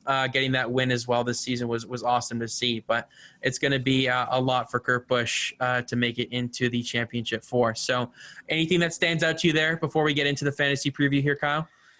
Just kind of follows the theme of the cutoff line not really being close all that much this entire playoffs, which is something that we haven't really seen as much in recent history. Of course, if somebody behind that cutoff line goes out and wins, it becomes a very different story. If Martin Truex Jr. goes out and leads the entire race and wins, then we're looking at a very close cutoff battle. But as it stands right now, if it's a normal winner or a non-playoff winner, then we're looking at a playoff cutoff that's probably not going to change on points. We're going to need one of those guys below the cutoff line to win, and then it gets really interesting. So we'll see how that plays out for sure. And at Martinsville, there's going to be plenty of opportunity to kind of make your own destiny, I guess you would say. Yeah, this race is going to be probably the most intense race of the season for these guys. There's a lot on the line. The points gap is not close. If it was, I can't imagine the amount of intensity it is. It is just basically preventing guys behind you from winning stage points. Even if Alex Bowman or Chase Elliott has a perfect points day and their competition doesn't score any stage points, they're still minus 5 below the cutoff line. So it's a tall task for them to make up this amount of ground on points. It's virtually a must-win for all these guys. There's one close points battle in the Xfinity Series for that cutoff line, while the other two are fairly distant when you look at the guys above and below. So there's a lot of opportunity this weekend for the likes of Chase Elliott specifically and Martin Truex Jr. to maybe get that elusive win to put them into the championship 4. But asking for a win at Martinsville is no easy task, especially even with past history. It's tough to try and control your own destiny at a track like Martinsville where the bump and run is so prevalent and you can make contact at any point in time and danger is always looming around every corner. So that kind of leads us into the Martinsville fantasy preview here, Kyle. We'll talk about Formula One to end the show, but this is where we're getting down to it. Usages are low on lots of guys. We all have usages left. We both have usages left on all playoff guys, whether that's 1 or 2 or maybe even 3 in some cases. That means that we're going to have an extra usage on some of these playoff guys. But this is the last race where stage points mean anything for the playoff guys at Phoenix in a week and a half's time, which is crazy to say that we're almost that close to the championship. To the champion being crowned, but in a week and a half's time, stage points for the championship 4 do not mean a thing. It just comes down to whoever finishes best in that particular race. So if you have the big guys, it would be probably wise to use them this weekend if you have any usages left, except maybe your champion, your 2 favorites for the championship, or even if you want to put all 4 championship 4 drivers into the Phoenix race, that's definitely an option as well if you have usages. But that all comes down to who makes it to the championship 4 this weekend and how you want to play it. So We've got some big names definitely left here on how we want to do this here, Kyle. I imagine there's going to be a little bit of parity between both lineups here, but you have some usages in some places that I don't, and I have some usages and you don't. So it's going to be very, very interesting here to see what we've got. So I purposely did not, for the visual viewers, I did not put the cars that I'm going to be having for my fantasy lineup behind me. I did the Texas race recap results for the top 5 instead. So I'm not giving anything away before we go into this, but before the show started, I got some breaking news that I'm down to one usage left on a particular guy that I may or may not have had in my lineup. So for that reason, I am struggling here at the last second here to try and figure out who I can maybe give this last spot to if I want to. So there's a lot to be left to be desired here for this fantasy preview. So Kyle with the win last time out, can he go 2 in a row for the first time, I guess, this season? It would be the first time. Yeah, so your streak could be on here, buddy. This could be big. Who? We'll see what happens here with the fantasy preview here. So I think across the board here we'll get across with one here, Kyle. I think so. I think so, right? I mean, I'm going to start off with the guy that has the best average finish here across the last 7 races for my statistics. It's Brad Keselowski for me this weekend. I really, really like the 2 car. I can't say the Blue Deuce anymore because it's unfortunate that it can't be the case because it was such a great discount Deuce. I don't know. Yeah. Oh, that's actually good. It's not bad. It's not bad. The discount Deuce. Got to get that trademarked. But is that the scheme running this weekend? I don't even know. No idea. But Brad Keselowski's got an average finish over the last 7 races here at Martinsville of 3.86. So incredible numbers here for the 2 car. 2 wins, 7 top 10s, and 717 laps led. And he starts on the pole by virtue of his point situation and how he ran at Texas last night. So there's a lot of potential here for Brad Keselowski to control his own destiny here and just get a solid points day. I'm expecting things. There's a lot of favorites coming into this race. The cream of the crop really, really rises, and then there's a big differential between the guys that have great average finishes and the guys that are mid-pack that you usually see on a regular basis. There's definitely a top 10 or so of drivers, even a top 8 that you can really narrow your options down to for this weekend. But Brad Keselowski's in my lineup, and I imagine it's the same for you. Yeah, we both got usages on him left, so we don't have to worry about not having him for like Phoenix or anything if we want to use him there, where he projects to be a solid potential upset championship favorite there if he makes it through. But yeah, the numbers are just too good here to overlook. What is it, 3 straight top 3 finishes? Yeah, and 4 straight top 5s. Just dominant numbers at Martinsville here. Going to be interesting to see if those playoff cutoff line battles affect any of the racing here in terms of aggression, in terms of if Keselowski isn't necessarily in the lead and somebody behind that cutoff line is, how that impacts the racing or anything. That's always going to be something to watch for. But I feel like Keselowski, if you've got usages left, and even if you only got 1 left, shooting 1 at Martinsville, you can do a lot worse. So yeah, he's definitely in my lineup as well. Yeah, I think it's a foregone conclusion that he's going to be in most people's lineup this weekend. If you have, I mean, it's very, very close if you want to say you have 1 usage left, if you want to play him, because if he makes I would hear an argument. I would contemplate using him next weekend because he's run super well in the 750 horsepower package with the low downforce. So he could definitely spoil the party, like Kyle said, if he makes it to that championship 4 and go out there and upset the likes of Harvick and Logano, whoever fills that 3rd spot if he does make it. So Keselowski is definitely a good bet this weekend. If you have 2 usages, obviously play him this weekend. I don't think you can really go wrong unless he runs into some trouble, which is not out of the question at Martinsville. There's definitely the opportunity to get bump and run and get turned and have a mechanical failure or whatever. But I think when I look at the spring race, when they had the low downforce package, and it's crazy to think that was only 4 months ago that they were at Martinsville. It's usually not that close, but Brad Keselowski was good then, and with also the high downforce package, even though we're not running that this weekend, he usually runs well here across the board on whatever package it is. So I'm looking for that 2 car to be really, really strong, and starting on pole doesn't hurt either in making your decision. So we'll move on here to the second choice here, Kyle. It's a guy that we both have 1 usage left on, and I imagine we're saving him here. Yeah. It's Martin Truex Jr. Probably could have played him this past weekend at Texas Motor Speedway. Kidding.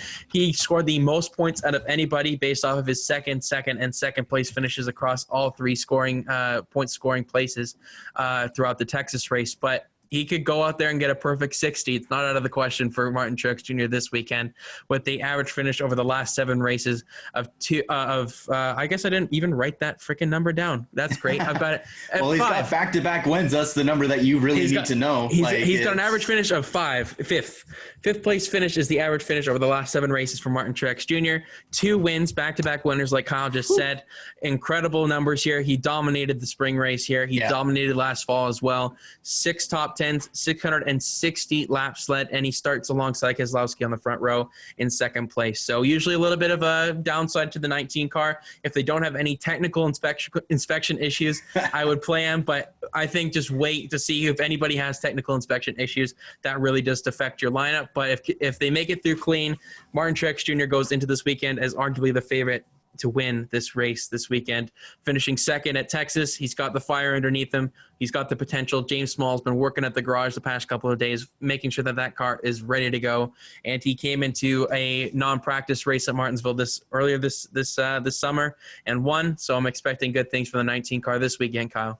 Yeah, I think he's got to be the favorite, given the fact that James Small has had the opportunity to work on that car this past week when other crew chiefs haven't, and given the fact that he won last year in this exact same race, the fall race, in the playoffs with Cole Pern, and then won this year as well with no practice with James Small. So it's clear that it's not just a crew chief thing. It's not just it's an individual car thing. He won on the 2 different packages at Martinsville the past 2 times that we've been here. He's got to be the favorite for this race. And obviously we both are banking on him pretty big here, as we're both using our final Martin Truex Jr. usage here at Martinsville.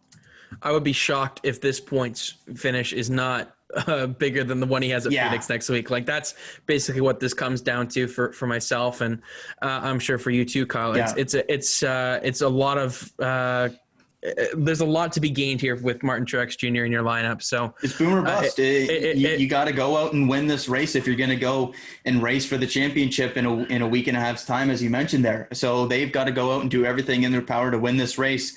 And sure, that boom or bust mentality may end up with a mid-20s finish, wrecking with 3 laps to go, or maybe it ends up with a ticket to Phoenix. So going to be great to watch Martin Truex Jr. This upcoming weekend. And we both have the faith that he's going to have a big points day. Yeah, even if he doesn't win, I'm sure he's going to have a big points day no matter what. I think it just comes down to whether he's in the bump position or the bump and run position. Exactly. That lat corner, if there's an opportunity to. Will Truex finally put the bumper to somebody to move on to Phoenix? I think we could be seeing that. But let's not forget how it ended there in 2018 with Logano and how that all played out, how crucial that was in the championship battle. No kidding. There's a lot of different options for Truex this weekend and how he wants to play it.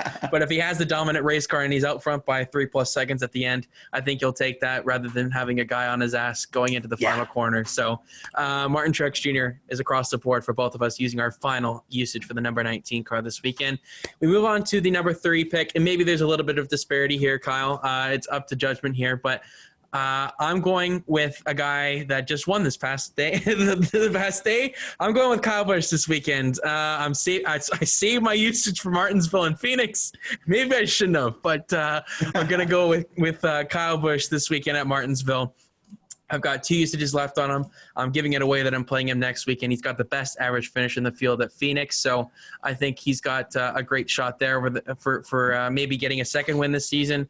If not this weekend at Phoenix, he could play playoff spoiler there. But I think the 18 car, he's got solid track position to start this race, starting 9th as well.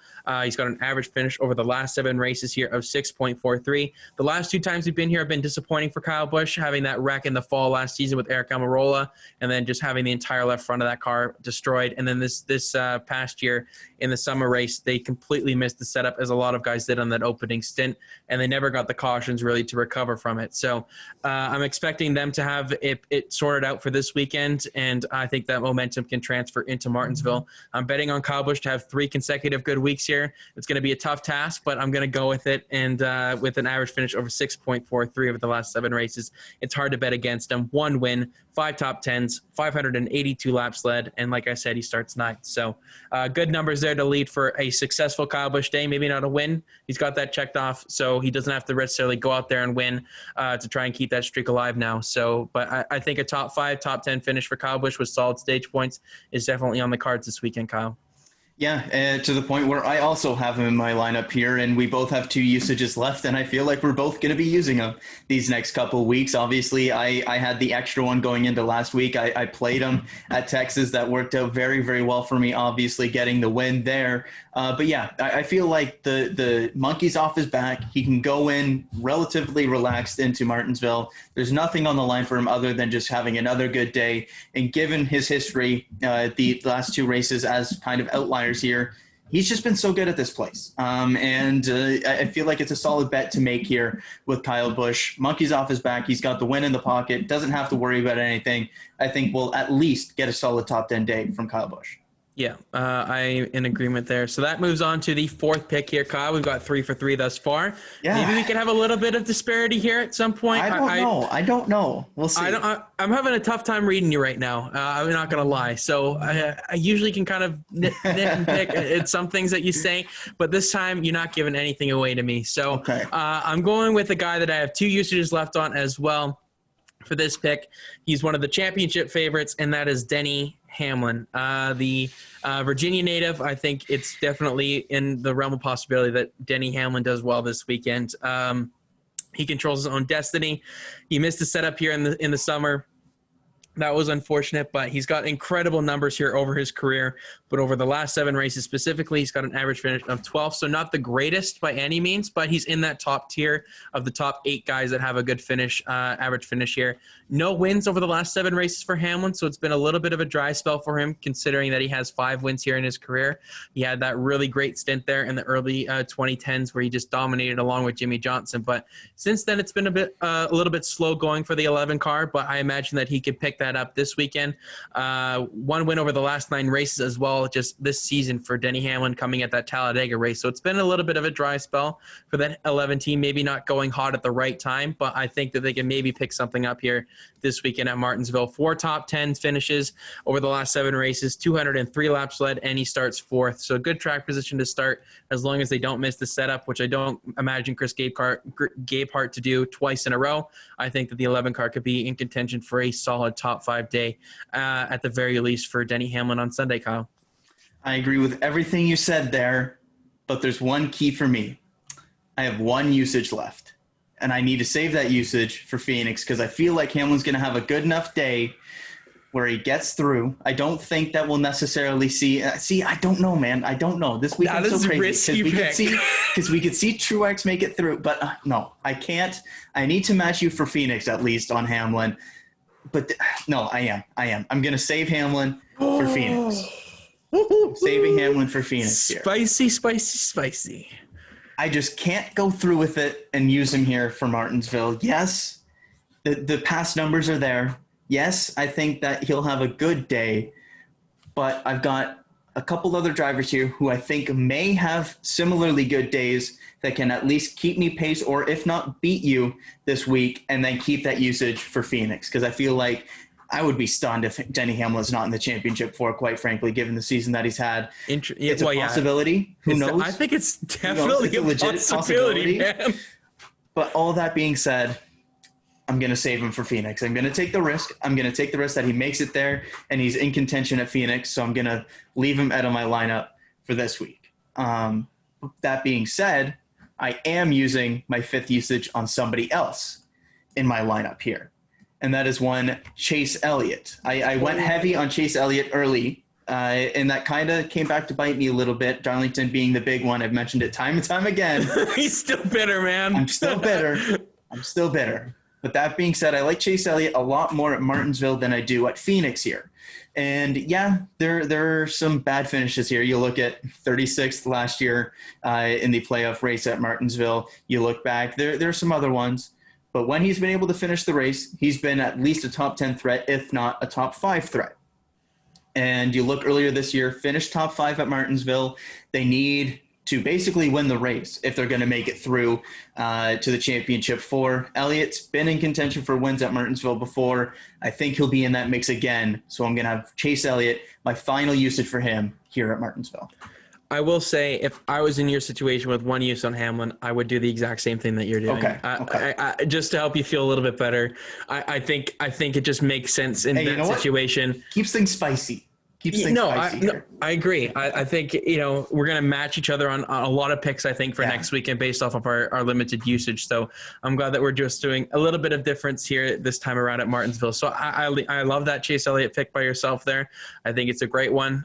He's going out there he had a top 5 finish in the summer race as well. So some solid numbers here for the 9 team. He obviously has that iconic spin with off the bumper of Denny Hamlin. That's what you think about. He was in contention there for a top 5, if not the win there, obviously, before that crazy finish happened a couple of seasons ago. Can you imagine if we get another thing like that this weekend? It's entirely possible. It's very possible. So, I mean, I'm here for it. You can even see it with the same characters. I wouldn't be surprised with what Hamlin does sometimes. I think it's definitely possible. So I'll go on to the 5th guy here for myself. It's Ryan Blaney. I'm using my final. Have Chase Elliott. Is that what you're saying? I'm not saying anything yet. Okay. Relax.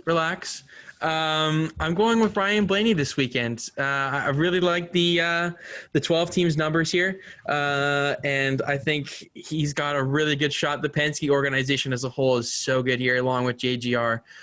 He's got an average finish over the last 7 races here of 9.57.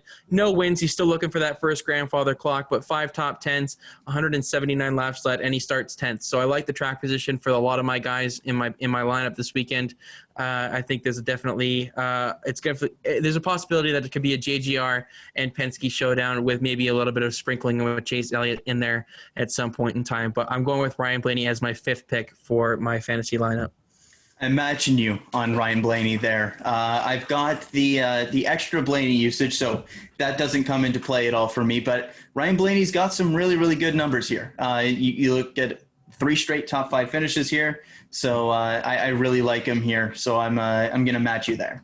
All right, fair enough. And then we move on to the 6th pick here, Kyle. There's a lot to be decided here. I'm going to be honest. I'm looking at 2 guys. Joey Logano and Chase Elliott for my last pick. I've got 1 usage left on Joey Logano. It's just whether or not I think he can win the championship next weekend. If not, then I use him this weekend. And then vice versa with Chase Elliott. I have 2 usages left on Chase Elliott. It's just whether or not I think he can outpoint Joey Logano. So, oh man, I'm guessing that you have Logano as your next guy or Kevin Harvick. It's very, very close between those 2 for myself on what you're thinking. I'm going to go Chase Elliott. I'm going to match you on Chase Elliott. You're going to match me. I'm going to match you on Chase Elliott. I'm not letting you win back-to-back. I'm going to match you with Chase Elliott. Solid numbers, like you said, because I want to save Joey Logano. He's had the most prep time for Phoenix. I'm going to save the 22 car for next week, and it's very, very close for me on that decision. And I'm going to stick with I'm going to go against my judgment here. We can go with Chase Elliott, a guy below the cutoff line instead of a guy that's clinched in Logano. So who's your final pick for the penultimate fantasy for this season? Well, now I'm feeling a little less certain because I was really hoping you would go with Logano there because I think that he's going to have maybe kind of a similar day this upcoming weekend to what he had at Texas, where he's solid, gets like a solid 30 to 35 points, but isn't necessarily at the top end. It maybe goes a little bit conservative, doesn't want to be in that mix, make any enemies going into the championship race or anything like that. That being said here, I have an extra usage on Kevin Harvick. I saved one this past week at Texas with my 5 guys outpointing him due to the issues that he had, not picking up any stage points and having a mediocre finish. For you barely missed out on that as well with Chase Elliott just barely finishing worse than Kevin Harvick there. So that leaves me in an interesting situation. Do I think that Kevin Harvick is necessarily the guy at Martinsville right now? No. He hasn't had some great finishes here recently. 15th earlier this year. Before that, last year, 6th and a 7th. But that being said, I can't leave a Kevin Harvick usage on the table at the end of these playoffs. Oh my God. So I'm going with Kevin Harvick in my lineup here, using my 4th Kevin Harvick usage. Potentially, of course, he could finish 6th out of that. We could end up tying or something like that. Who knows? But I'm putting Kevin Harvick in my lineup here, which means that this weekend comes down, funny enough, to Kevin Harvick versus Denny Hamlin for whoever's going to win fantasy. All right. I like it. I like the matchup. Here we go. The only thing that would have made it interesting is that if I went Logano instead of Elliott, but I'm going to go with saving the Logano usage. I do like from your perspective, I would have also matched Chase Elliott there. Because I think you if I had one usage left on Chase, then I'm definitely doing that. But with 2, I can go all out and just kind of play it safe here. So I do think that you are favored here in the head-to-head matchup of Hamlin versus Harvick. But Harvick doesn't necessarily have to worry about that cutoff line as much. If Hamlin is in a situation where he's not in the lead and say Truex or Elliott is, then he has to drive very differently. So we'll see how things play out this weekend. I cannot wait for Martinsville. And this is a very interesting fantasy matchup as well. For sure. I'll give my honorable mentions here quickly. Besides the guys that we've already mentioned with Harvick, Logano, and Chase Elliott and everything, Cliff Bowyer is someone to keep your eye on as well. Very good on the short tracks. His second to last race in the Cup Series, so one to keep your eye on. And the rest of the Hendrick stable, I think, could be very, very solid this weekend as well. Jimmy Johnson was solid in the spring. And then William Byron and Alex Bowman could have solid, surprising days as well. So I think to keep your eye on the entire Hendrick organization, I think it could be dominated by the 3 big ones in Hendrick, GGR, and Penske, with Harvick maybe sprinkled in there as well. I think those are the key guys for this weekend, with the top 13, 15 kind of sorted out there. You can have some other guys mix in there, but my stay away from, there's not too many from this weekend. There's a lot. The big guys are very, very good here. They're in the top echelon of the driver averages. So my only two stay away froms are Eric Jones and Matt DiBenedetto. So put those 2 guys in your lineup. So put those 2 guys in your lineup, and I'm going to bet that Matt DiBenedetto wins the race on Sunday. Oh, my God. Punch it in. But I would not be – you know what? I'll put Jimmy Johnson in my stay away froms too, because I would love to see Jimmy Johnson win this weekend at Martinsville. If this works again. If this works again, I'm gonna put Kyle in here from here on out, even if I have him in my lineup. But with all jokes aside, I'm putting Jimmy Johnson in my stay away from based off of the myth that this is just a jinx. But I would love to see him go out the exact same way that Jeff Gordon did in his career with that final win at Martinsville Speedway. Amazing. With another grandfather clock would be a storybook ending to Jimmy Johnson's career before we move into his final race in the Cup Series at Phoenix in a week and a half's time, which is going to be sad to see. But hopefully he can have a great run this weekend at Martinsville, a track that he's had probably his second best success at besides Dover. This is right up there. So I would love to see Jimmy Johnson end his Martinsville Cup Series career on a high with a victory. So let's go on to the winner pick here, Kyle. This is it. This is who decides the championship for. Do we think a guy below the cutoff line goes in there and spoils the party? Or is it going to stay basically the same as we go into Phoenix? Right now, before we did this round, we did not have Joey Logano in our prediction, so we don't have an automatic championship for, but we could have potentially 3 of the 4 here, right? For myself anyways, and for yourself as well, if you get that one elusive win for the guy below the cutoff line in Chase Elliott. So what are you thinking here for your winner pick going into Martinsville this upcoming Sunday? Oh, this is so tough. Looking at this, the obvious favorite is Martin Truex Jr., but do you bet on him to go back to back to back with all the pressure on the world on his shoulders here? I don't know. You look at Brad Keselowski. Will he go out and get that win? At the end of the day, I'm going to say Truex gets it done. He punches his ticket. In a must-win scenario, he gets the win, wins 3 straight at Martinsville, and he's headed off to Phoenix with a chance for the championship. So as a result of that, Kyle, who's fallen out of your championship for? Because if Truex goes in, someone has to come out. So between Keselowski and Hamlin, most likely, who are you saying misses out on that championship for? I will say Keselowski barely misses out. Oh man. This is nuts. I would love to see a storyline like that where we have a guy below the cutoff line in contention to win. I would love to say Chase Elliott's in position there at the end. I just don't think he has enough. I think he'll be up there, but I don't think he'll have enough. I would have loved to have gone with Truex, but to keep it different, Man, It's so tough. It's so tough. that is tough. I'll go with Brad Keselowski. I'll say that Brad Keselowski wins this weekend. I think that he's got a very good shot at winning. And if not, we could be looking at him on the outside of the playoff cutoff line going into the championship with Truex maybe getting that elusive win, or even Chase Elliott or someone outside the playoffs. Alex Bowman. Who knows? Don't overlook Alex Bowman. I think he can have a shot at getting a solid day. We'll see how much aggression comes into play here at Martinsville this weekend. It's going to be must-watch TV on NBC. It's a 2 p.m. Eastern start time, so a little bit earlier. So that's going to be it's not going to probably go into the nighttime, forbidding any weather delays or whatever. Or, there's a hurricane around there too. Like, I wouldn't be surprised if we're looking at another Wednesday race basically after this season. But with all jokes aside, I think it's going to be one heck of a show at Martinsville Speedway on Sunday. And that leaves the Truck Series and Xfinity Series race also this weekend. We're not going to touch on those really too much. We talked about them earlier this week. Just going to be great racing with those two series, with the Xfinity Series, with a tight cutoff line going in there, with the unknown of most of those guys having not raced there, except with the exception of some truck guys that have raced there on their time up through the ranks. And then the Truck Series race, they are always aggressive at Martinsville, so don't be surprised if someone below the cutoff line just goes in there and wins, or even a non-playoff guy goes and wins at Martinsville this weekend in the Truck Series to try and shake up the playoff picture. But we'll talk about all the recaps and all that stuff from the NASCAR side of things on our Monday show coming up.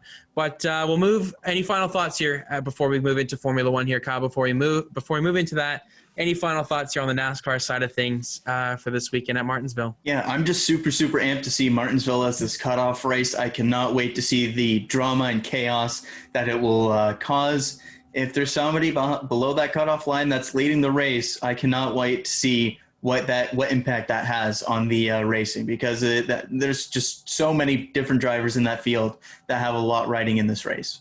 Yeah, this is the first time Martinsville's the cutoff race. It's usually the opener of the round of 8. This time it is the closer. So it's going to be one heck of a show, and I can't wait to watch it after my pressure's off after the Kyle Busch win. This will be a nice settle down weekend, if you can even characterize Martinsville as a quiet weekend for myself. But lots of racing to discuss at Martinsville on Monday. But to wrap up today's show, I'll quickly touch on the Formula One race this weekend at Imola, returning to the iconic circuit in Italy for the first time on the F1 calendar since 2006, with Michael Schumacher getting, I think it was the win there, if I'm not mistaken, but I could be wrong on that. It's going to be a great show, and this time they're trying out the 2-day weekend. So they're having a one practice session this weekend, with the usual being 3 practice sessions. This time they're going down to 1 to spice things up a little bit for an unknown circuit, if you need that any more so, with a 90-minute practice session on Saturday before qualifying, then obviously the race on the Sunday. So lots of potential here for an exciting race, unknown race, with the limited time to get the car set up right and potentially having mechanical failures and whatnot. But what are you expecting from Imola this weekend, Kyle? Yeah, it should be fun. Again, another track that we haven't been to in a while, so always going to be fun to spice up the calendar like that. And yeah, it's kind of the same kind of stuff that we always expect going into a Grand Prix weekend. There's nothing that really too much changes. Going to be interesting to see, again, how people adapt to a circuit that a lot of them aren't as familiar with, and going to be interesting to see who comes out on top of that mid-pack battle as well. For sure. There's lots of different things to do.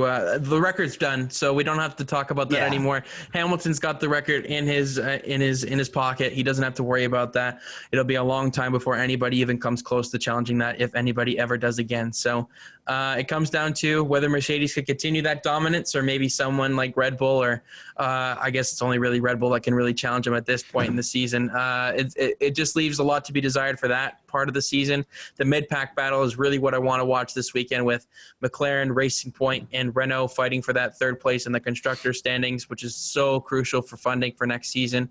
And there's going to be quite the battle here after a disappointing weekend for some of those guys at Portimao last weekend. So that kind of wraps up all the news and notes really for this weekend in terms of racing. Lots of different things we had to discuss today. But it was nice throwback weekend, throwback show here with the race recap and the fantasy preview in one.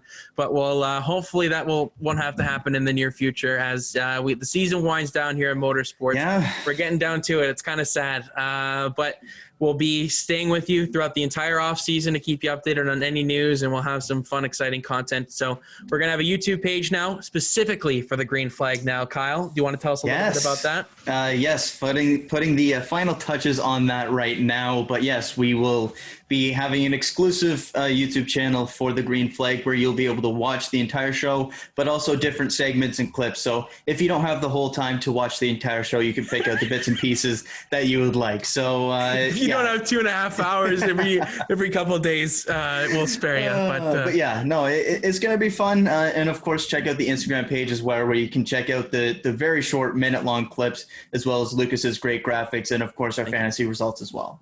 Yeah, there's a lot of exciting content with this. We're having a lot of fun with it. We're keeping busy with it despite all the things that are happening externally outside of this with school. We're making it work. We love doing this twice a week now, but it's been a lot of fun to cover this past weekend, especially.